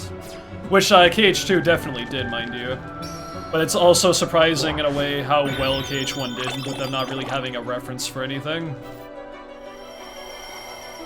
And in some ways, in my opinion, not in every way, but in some ways I feel like it's still even better than what later games would even do with KH1. Like, the mechanics based on what KH1 kind of established.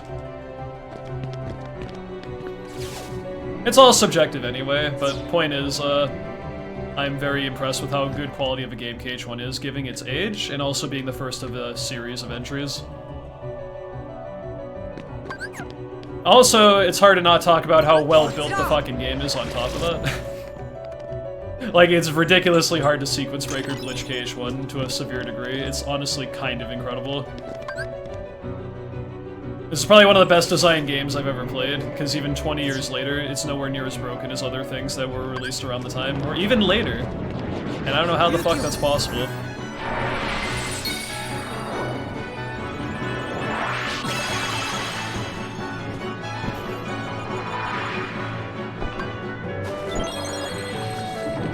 Now see, the secret technique with speedrunning is I'm sweet talking the game right now. So Genie's gonna actually do his job in the next Hall of Bastion visit, so it's gonna be like, hey, we're good friends, Mist. Right? I don't know, we'll see. That last part I'm not really so sure about, TBH, we'll have to wait and find out. What the fuck is that, dude? I have like a camping set in my fucking inventory or something, that's weird.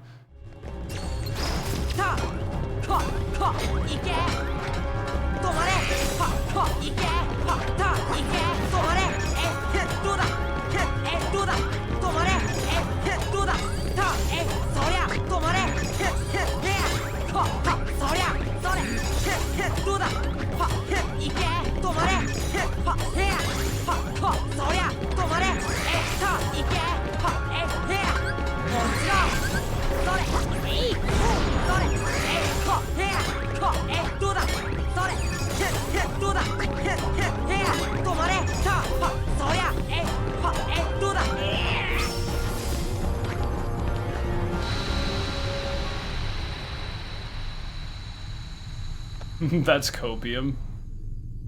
Is it actually copium if this run goes on to be a 206?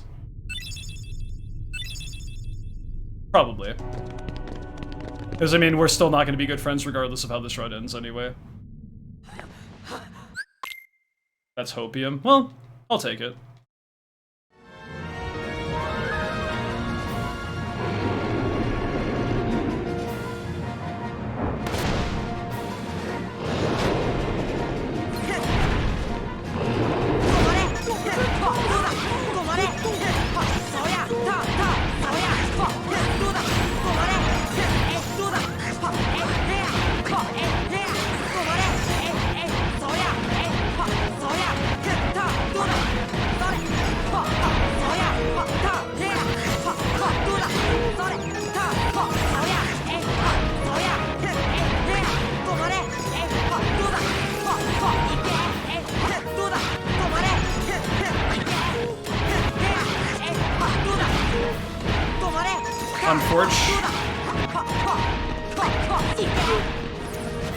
Didn't quite get enough damage from Party because she wasn't stopped low enough to the ground for them to get extra attacks in.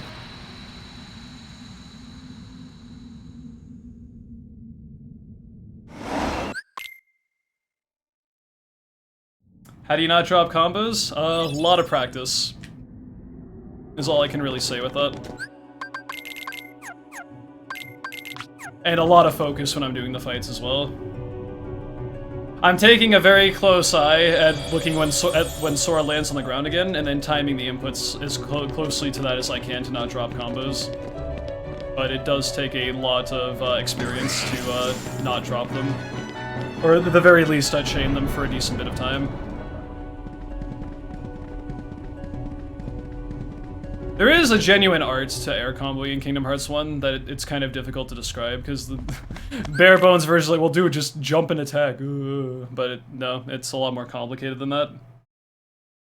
Making sure that you're jumping at the ideal time to reduce the amount of cooldown from your finishers and restarting combos all the time, it's a lot.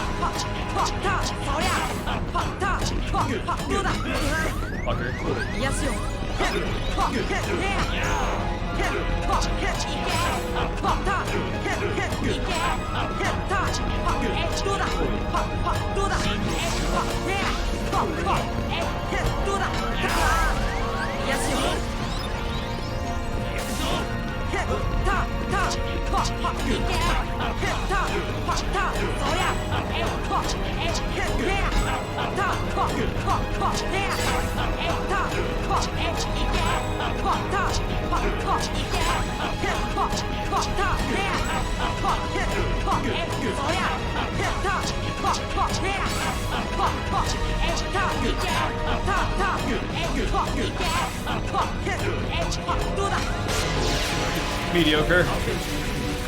First phase gave me some grief, and then I didn't use a finisher to lock him into the loop at the start of phase 2, so I had to do some improvisation, but not terrible. Okay, this is about the 20th time I've gone to this split with a reasonable run, and Genie has not been good on any attempt since my PB, aside from one where I was like a minute behind at this point. So I'd appreciate if he actually kind of put in some work, but I don't know. I'm kind of just expecting at this point he just doesn't want to fucking do anything anymore because it hasn't happened for so long.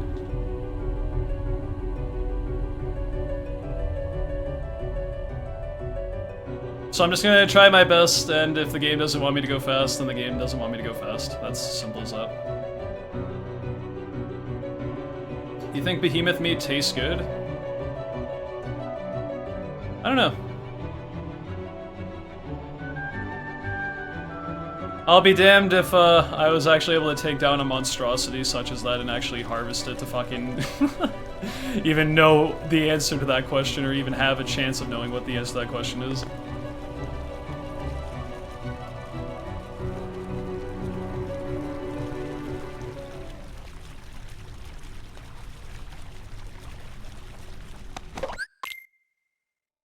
How's the Riku 2 loop work? Generally speaking, it's just a case of every 4 hits he automatically retaliates. And by 4 hits, I mean like every 4, like the 4th stagger when you restart a combo on him. And I pretty much look for when he spins around to have an attack go through to stun him out of his initial counterattack going into phase 2 and on. It is pretty tricky to explain, it's just you need to get the timing down for it. But you can also do ground loops on Riku if air comboing is proving to be really finicky, because it is harder to air loop Riku than to do ground combos. But you can just do a 1-1-2-3 ground combo over and over again. And restart your combo when you see he's done spinning around is usually my cue for that. Although, if you're doing air combos specifically, you usually can't be too early unless you get like a perfect initial hit, where Sora does an uppercut swing on Riku, but that's very hard to do. You pretty much need to have like a jump attack queued up from the lowest possible jump Sora can be at, and it's very hard to hit that. Usually it's a complete accident, and it actually does ruin the fight if you get that particular instance, but generally with air looping, it's more likely you're going to be late to your restart of the combos than early. Yeah, my advice would be just do a 1-1-2-3. At least with the first phase, do whatever you wish, but when he starts powering up, that's the start of phase 2. A 1-1-2-3 ground combo is a much easier way to get through it if you're not caring about speed specifically. Because you can just look at the visual cue for when he stops spinning, and that should line up with the delay between when Sora's hit connects and Riku's attack frames end, and he's susceptible to more damage.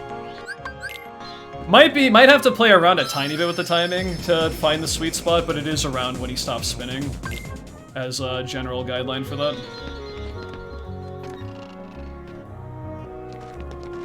But yeah, if you just need to get by the fight, absolutely, ground combo all the way, much easier than air comboing. What do I think Dark Balls taste like? Probably ink. Which is not... Yes, I've tasted it because I was a little fucking idiot kid. Because every fucking little idiot kid puts like everything in their mouths because they don't know any better. And ink tastes like fucking shit. I wouldn't recommend it. What's happening to Chad right now? I don't know, dude. It's like 5 in the morning.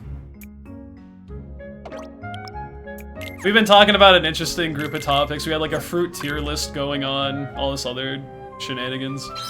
And you know, it's been an interesting run, because despite some issues, run's actually been not too bad, and I've barely even really focused too heavily on it. Like, it's kind of just occurring to me like, hey, this run actually has a chance of PB, even though it isn't quite as good as the other run I did.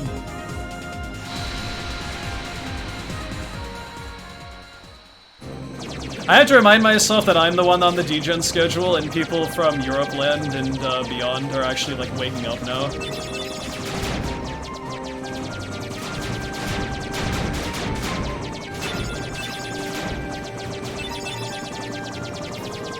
What's a time zone? Concept is lost on me, dude.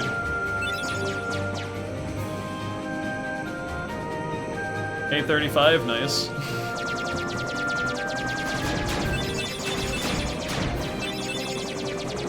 Look at you people flexing actually being up at like not degen hours, wow.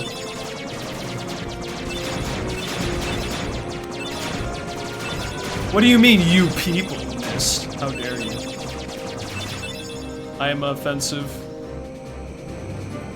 Or I'm offended. I can English, I promise.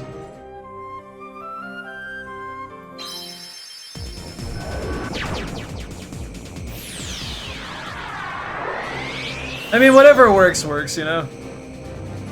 Degen schedule is only as degen as, it meshes with priorities. It's not really that degen if it's like your general time where you're actually, you know, doing stuff productive. It's when you're just like watching YouTube videos or some shit at like 5 in the morning not doing anything that's like super degen, but I wouldn't do that, surely.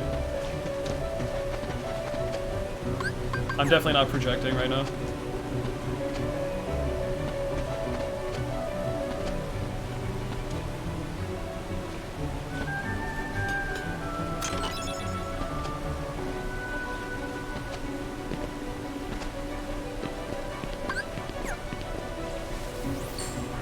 I am offensive. Or I am offense, whatever. No, I'm a literal picket fence. Like that SpongeBob episode.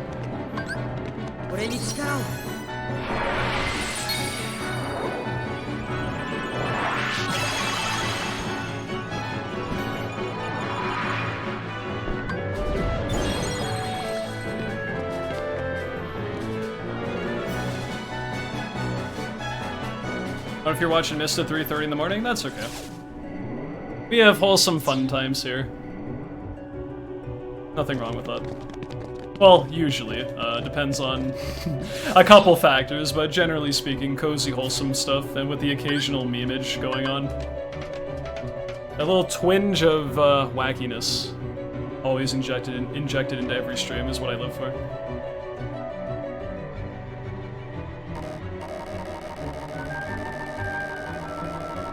You guys like this sound effect? You guys like the sound effect? Oh my god, it's so cool. I'm just gonna spam it so that way I can get Simba summoned as quickly as possible.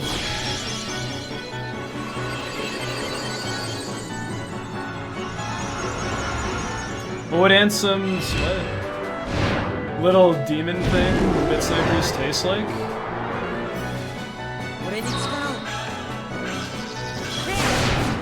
People need to go get some snacks, dude. I'm sorry for, like, triggering people's munchies, but this is getting a little ridiculous.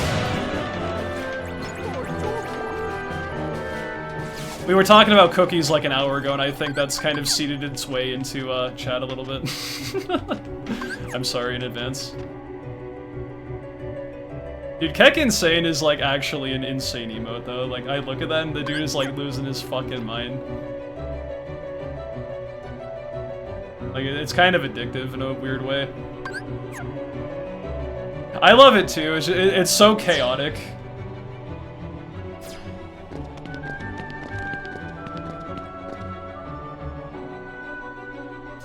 Goofy, kind of a dick, I agree. He didn't throw a Mega Elixir during my last run, that should have been a 206, and I'm still sad about that. However, I might change in about half an hour, so we'll see. That being said, that still doesn't excuse him of assholishness from the previous run.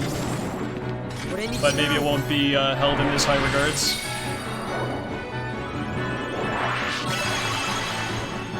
People talking about Persona earlier, is that series super epic? I've only played P5 and the P5 sequel. Ow.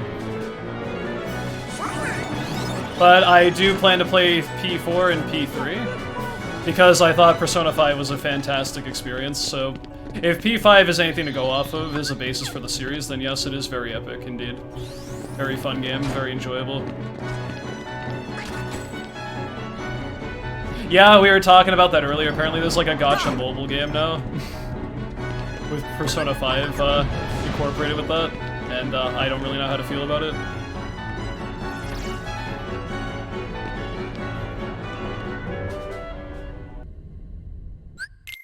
How many party members can mess you up?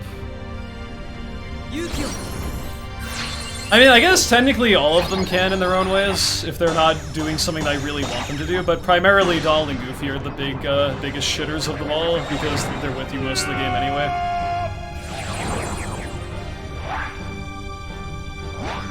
Yeah, people don't talk about 1 and 2, which apparently I've heard that, like, 1's kind of weird, but 2 is, like, actually pretty good, and it's, like, the unsung hero of the franchise. It's different than 3 and on, but I've heard very good things about Persona 2.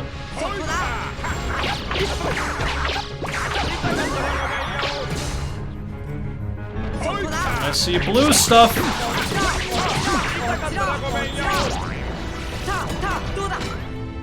I hope this last patch works out, dude. Come on.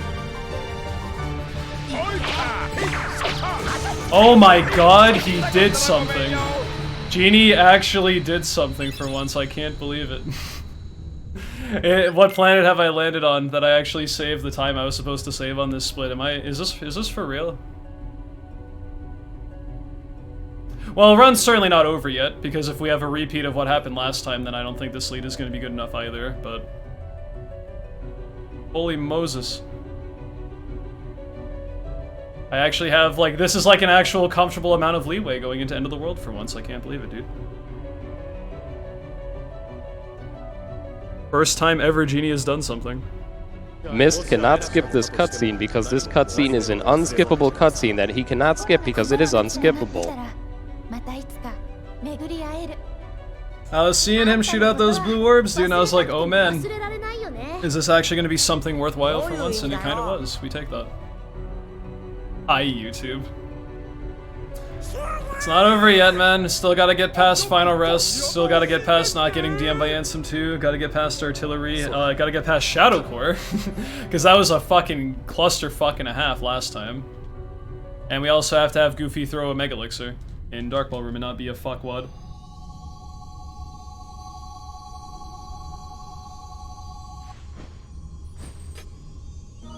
What if you slow down that line so it plays throughout the cutscene? Well, then it would take a very long time for my little thing here to complete instead of only 6 seconds. Mist cannot skip this cutscene.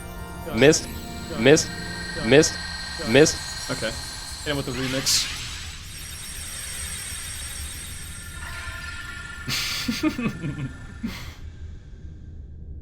Epic dubstep BizKid047 Mistmaster 1 collab remix. Mist. I don't know. Some dumb bullshit. It's like Bill Nye the Science Guy. Except it's just mist.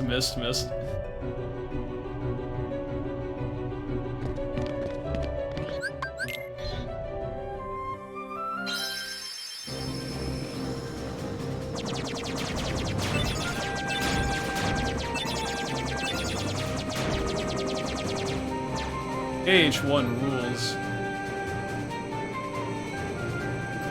My life.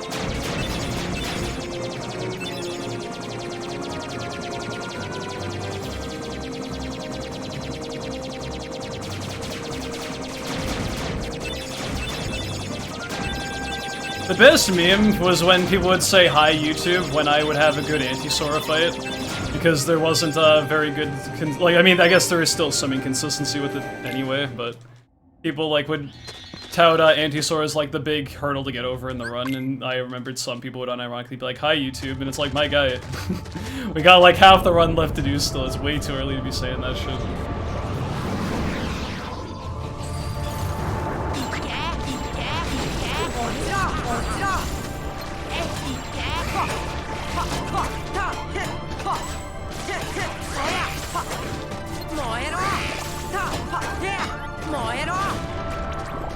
Not bad. DM list is good, but could have been faster.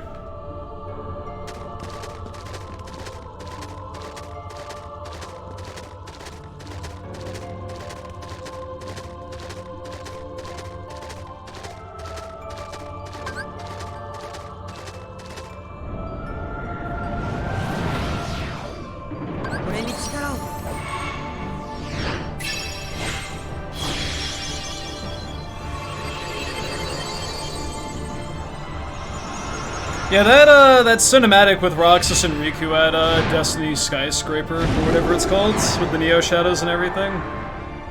Nutty.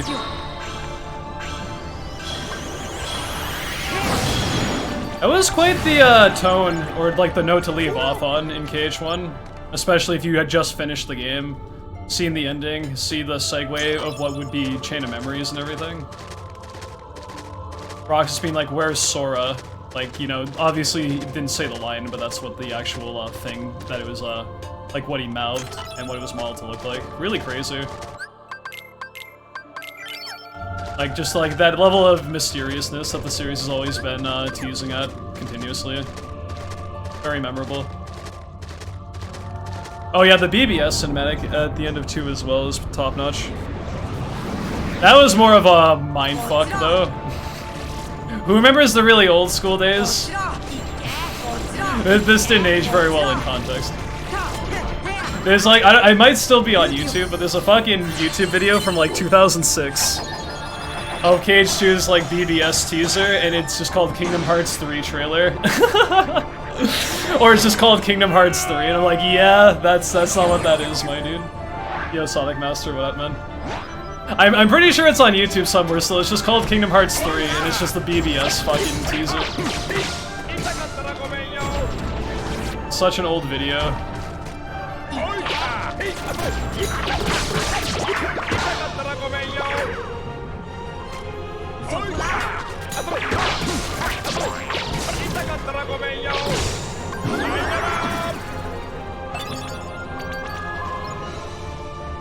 Oh man, I can't wait to play KH3 on the PS3, my dude.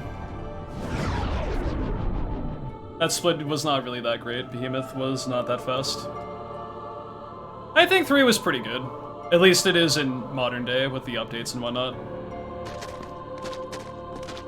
Like, when it was like fresh release, I'd probably say mid.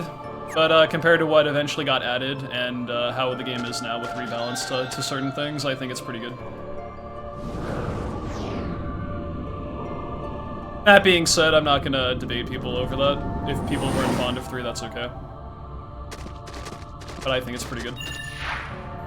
Yeah, Remind did come in clutch and gave 3 a lot of bonus points. But I still think main game is satisfactory.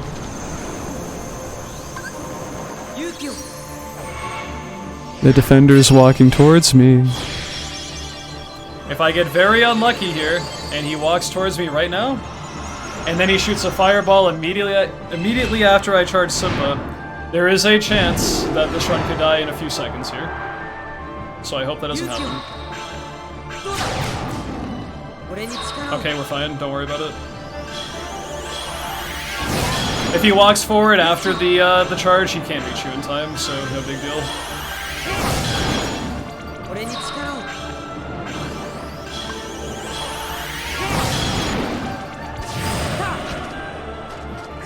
Plank of Destiny. Yo, Soup, what up, man? I'm trying to go fast, but it's hard. I hope we're doing well.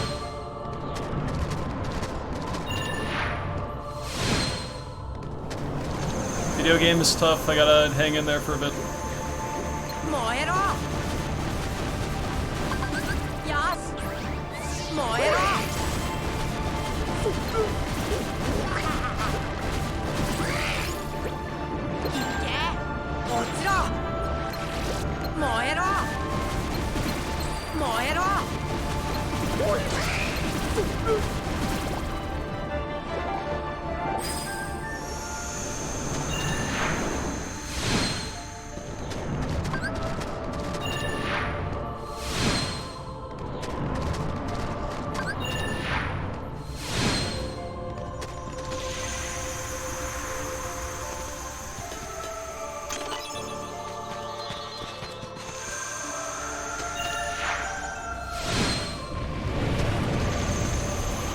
How everyone's been tonight?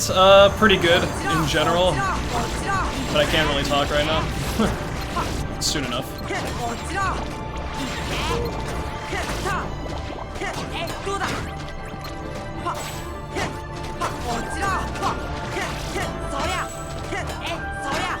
I had one run, unfortunately, tank at the very end earlier, but this is hopefully my rebound, but yet to be soon.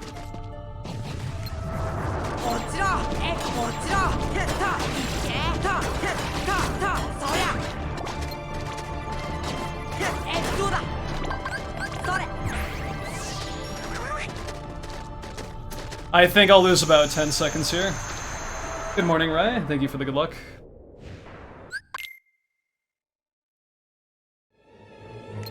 Bad RNG. Yeah, I'm definitely losing at least 10 seconds here then.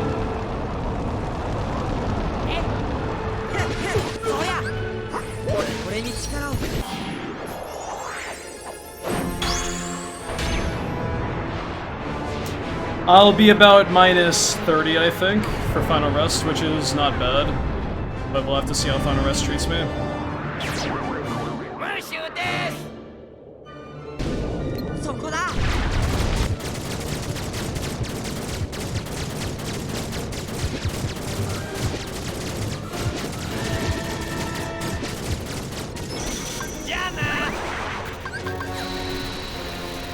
Invisibles weren't that fast, and then I got a bad opening with Chernobog, so pretty much the worst opening, so I had to wait a few seconds on top of that. Not very good.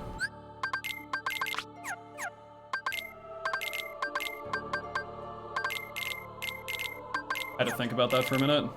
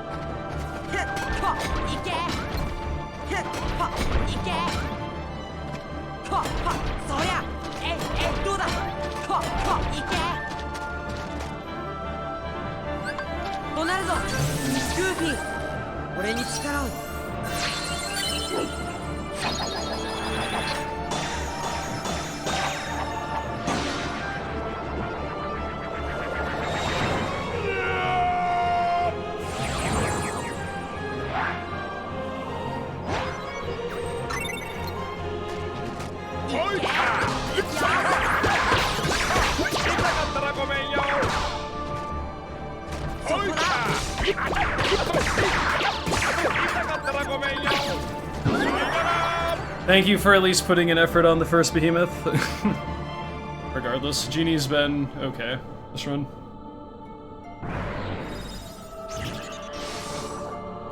When it comes to Genie, not really. When it comes to most other things, yes.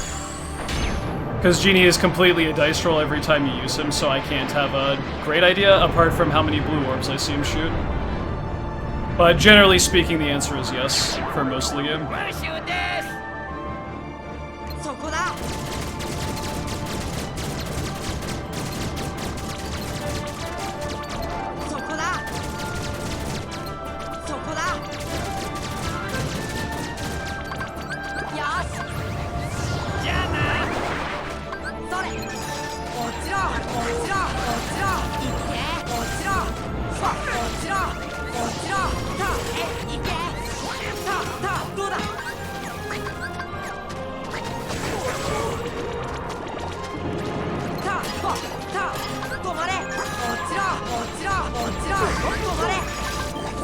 Ah, shit.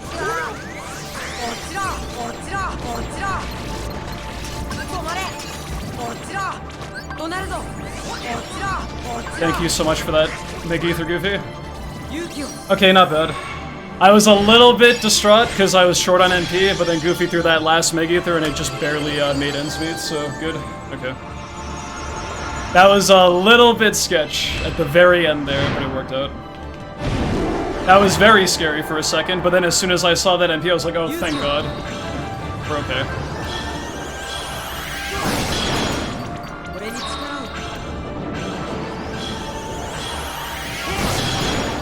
Now just give me that same energy in Dark Wall Room and we'll be okay, dude. Please.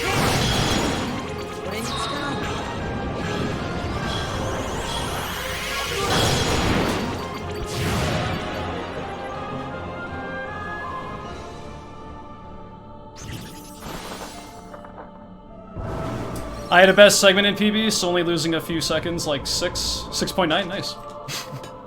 That was a nice final rest.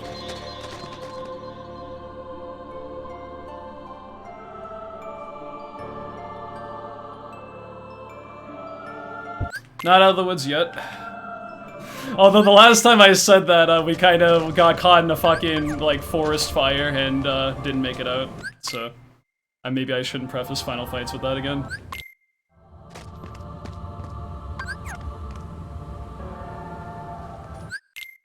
Hanging in, though.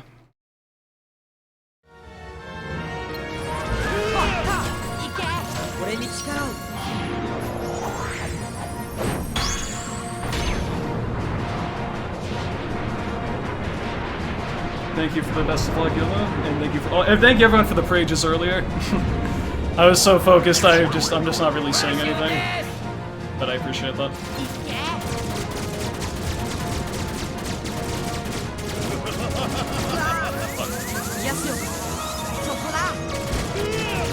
Dickhead.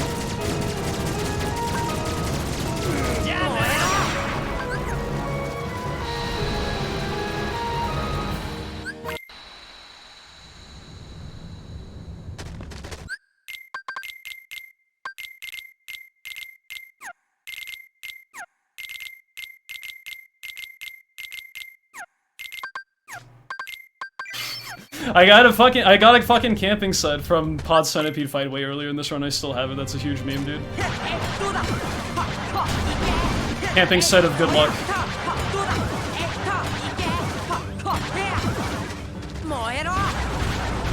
Maybe. I don't know. It's not over yet.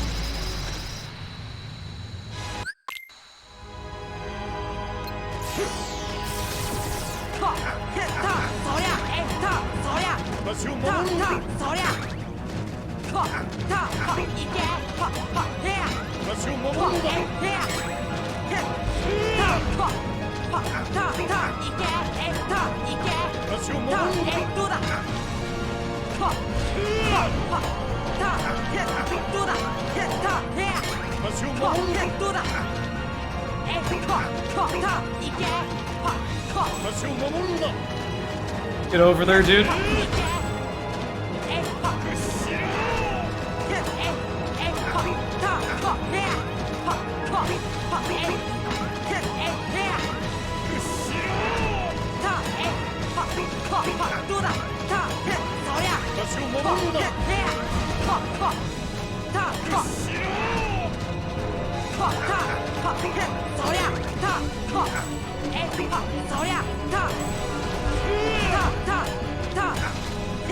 Please, dude, what are you doing? I hate this.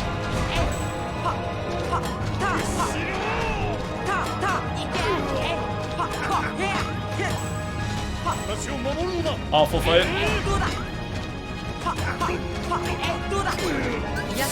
I was stumbling there towards the end, but at least we didn't get the DM, but that was a rough fight.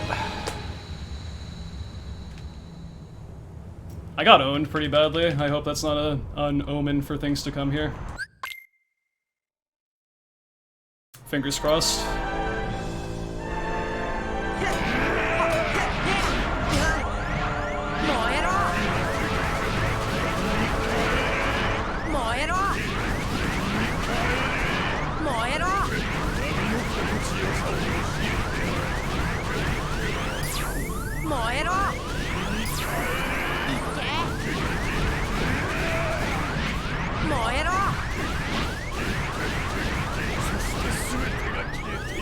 I hate this. I'm anxious. Help.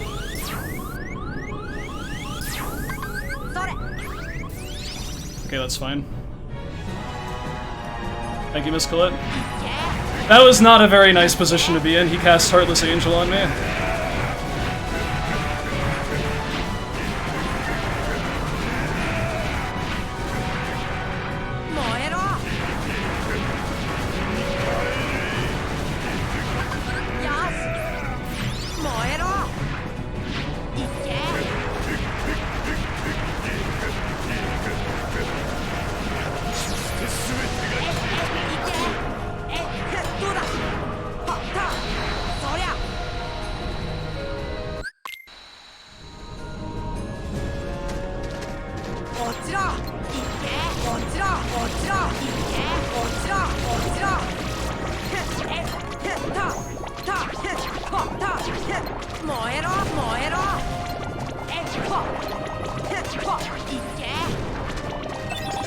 Much better.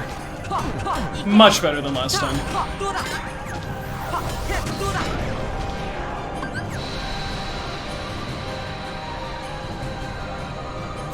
Not out of the woods yet. These next two splits need to be decent, I hope.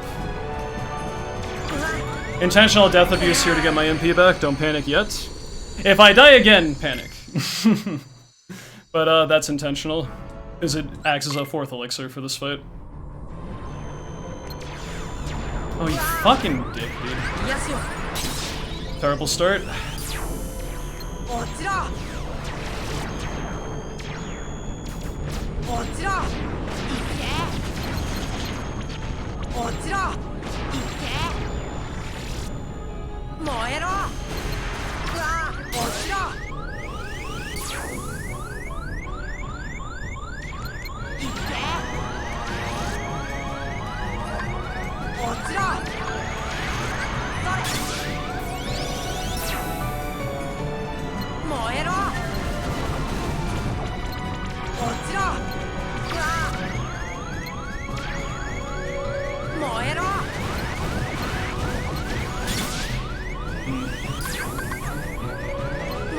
Not good. Not very good at all. This is gonna be tight. I have to hurry up.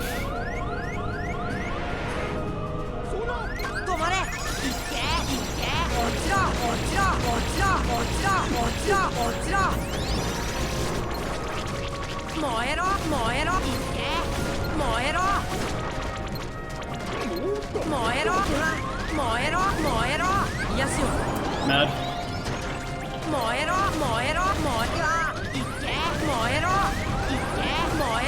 Dude, actually how, though? This is so dumb. I'm getting trolled.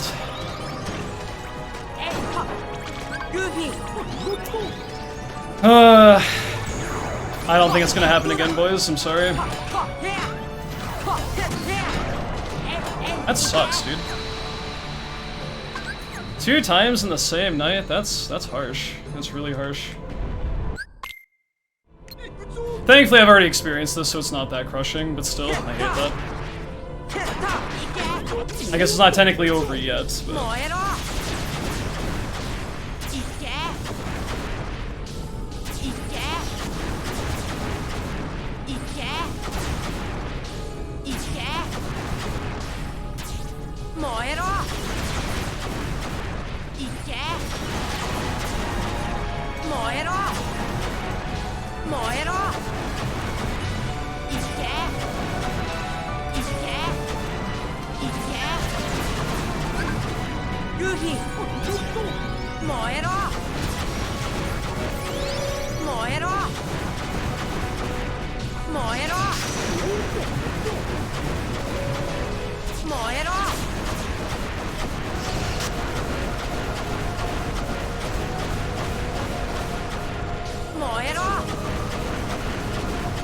Oh my fucking god. Are you serious? Dude, what if? Holy shit, please. That might have just salvaged the 206 if the rest goes well. Oh my god, please. Goofy, do not push the motherfuckers, I will end you. Please do not.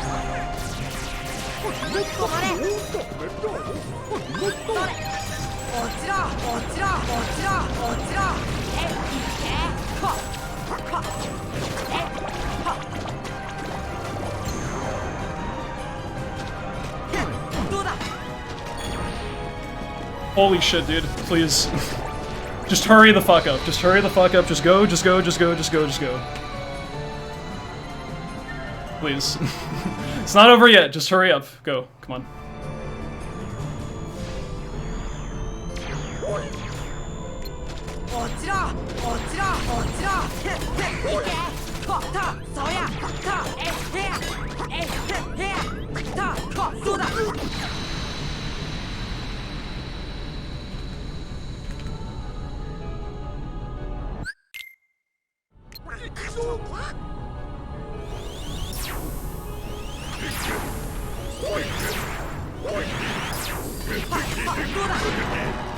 Oh, this is so close! I don't know, dude. Oh shit. Oh my god, hurry up. Oh, this is gonna come down to the last fucking second. Oh man. Come on, please don't be 207 flat, I'm gonna cry. Come on, let's do it.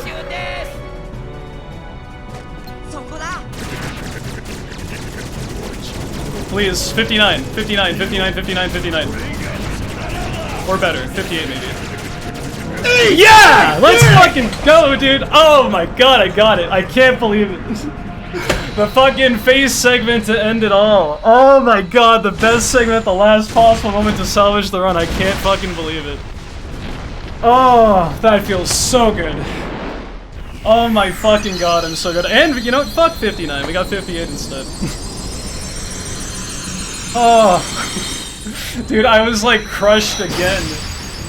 After the fucking Dark Room, I couldn't believe it. And then like, I don't know what the fuck happened. I like went Ultra Instinct on the face and I barely was able to bring it back. It was insanity. Oh, I'm gonna fucking cry. I'm about to fucking cry on the back of that. This is me right now on the back of that shit. This run died at Sabor, the first ever 206 that's not even unintentional deathless. Can you believe that shit? Oh my fuck. I was gonna call this run at Sabor and be done for the night, and I got a fucking 206 out of it. Ugh. Holy fuck. Okay, I need to end the recording, hold on.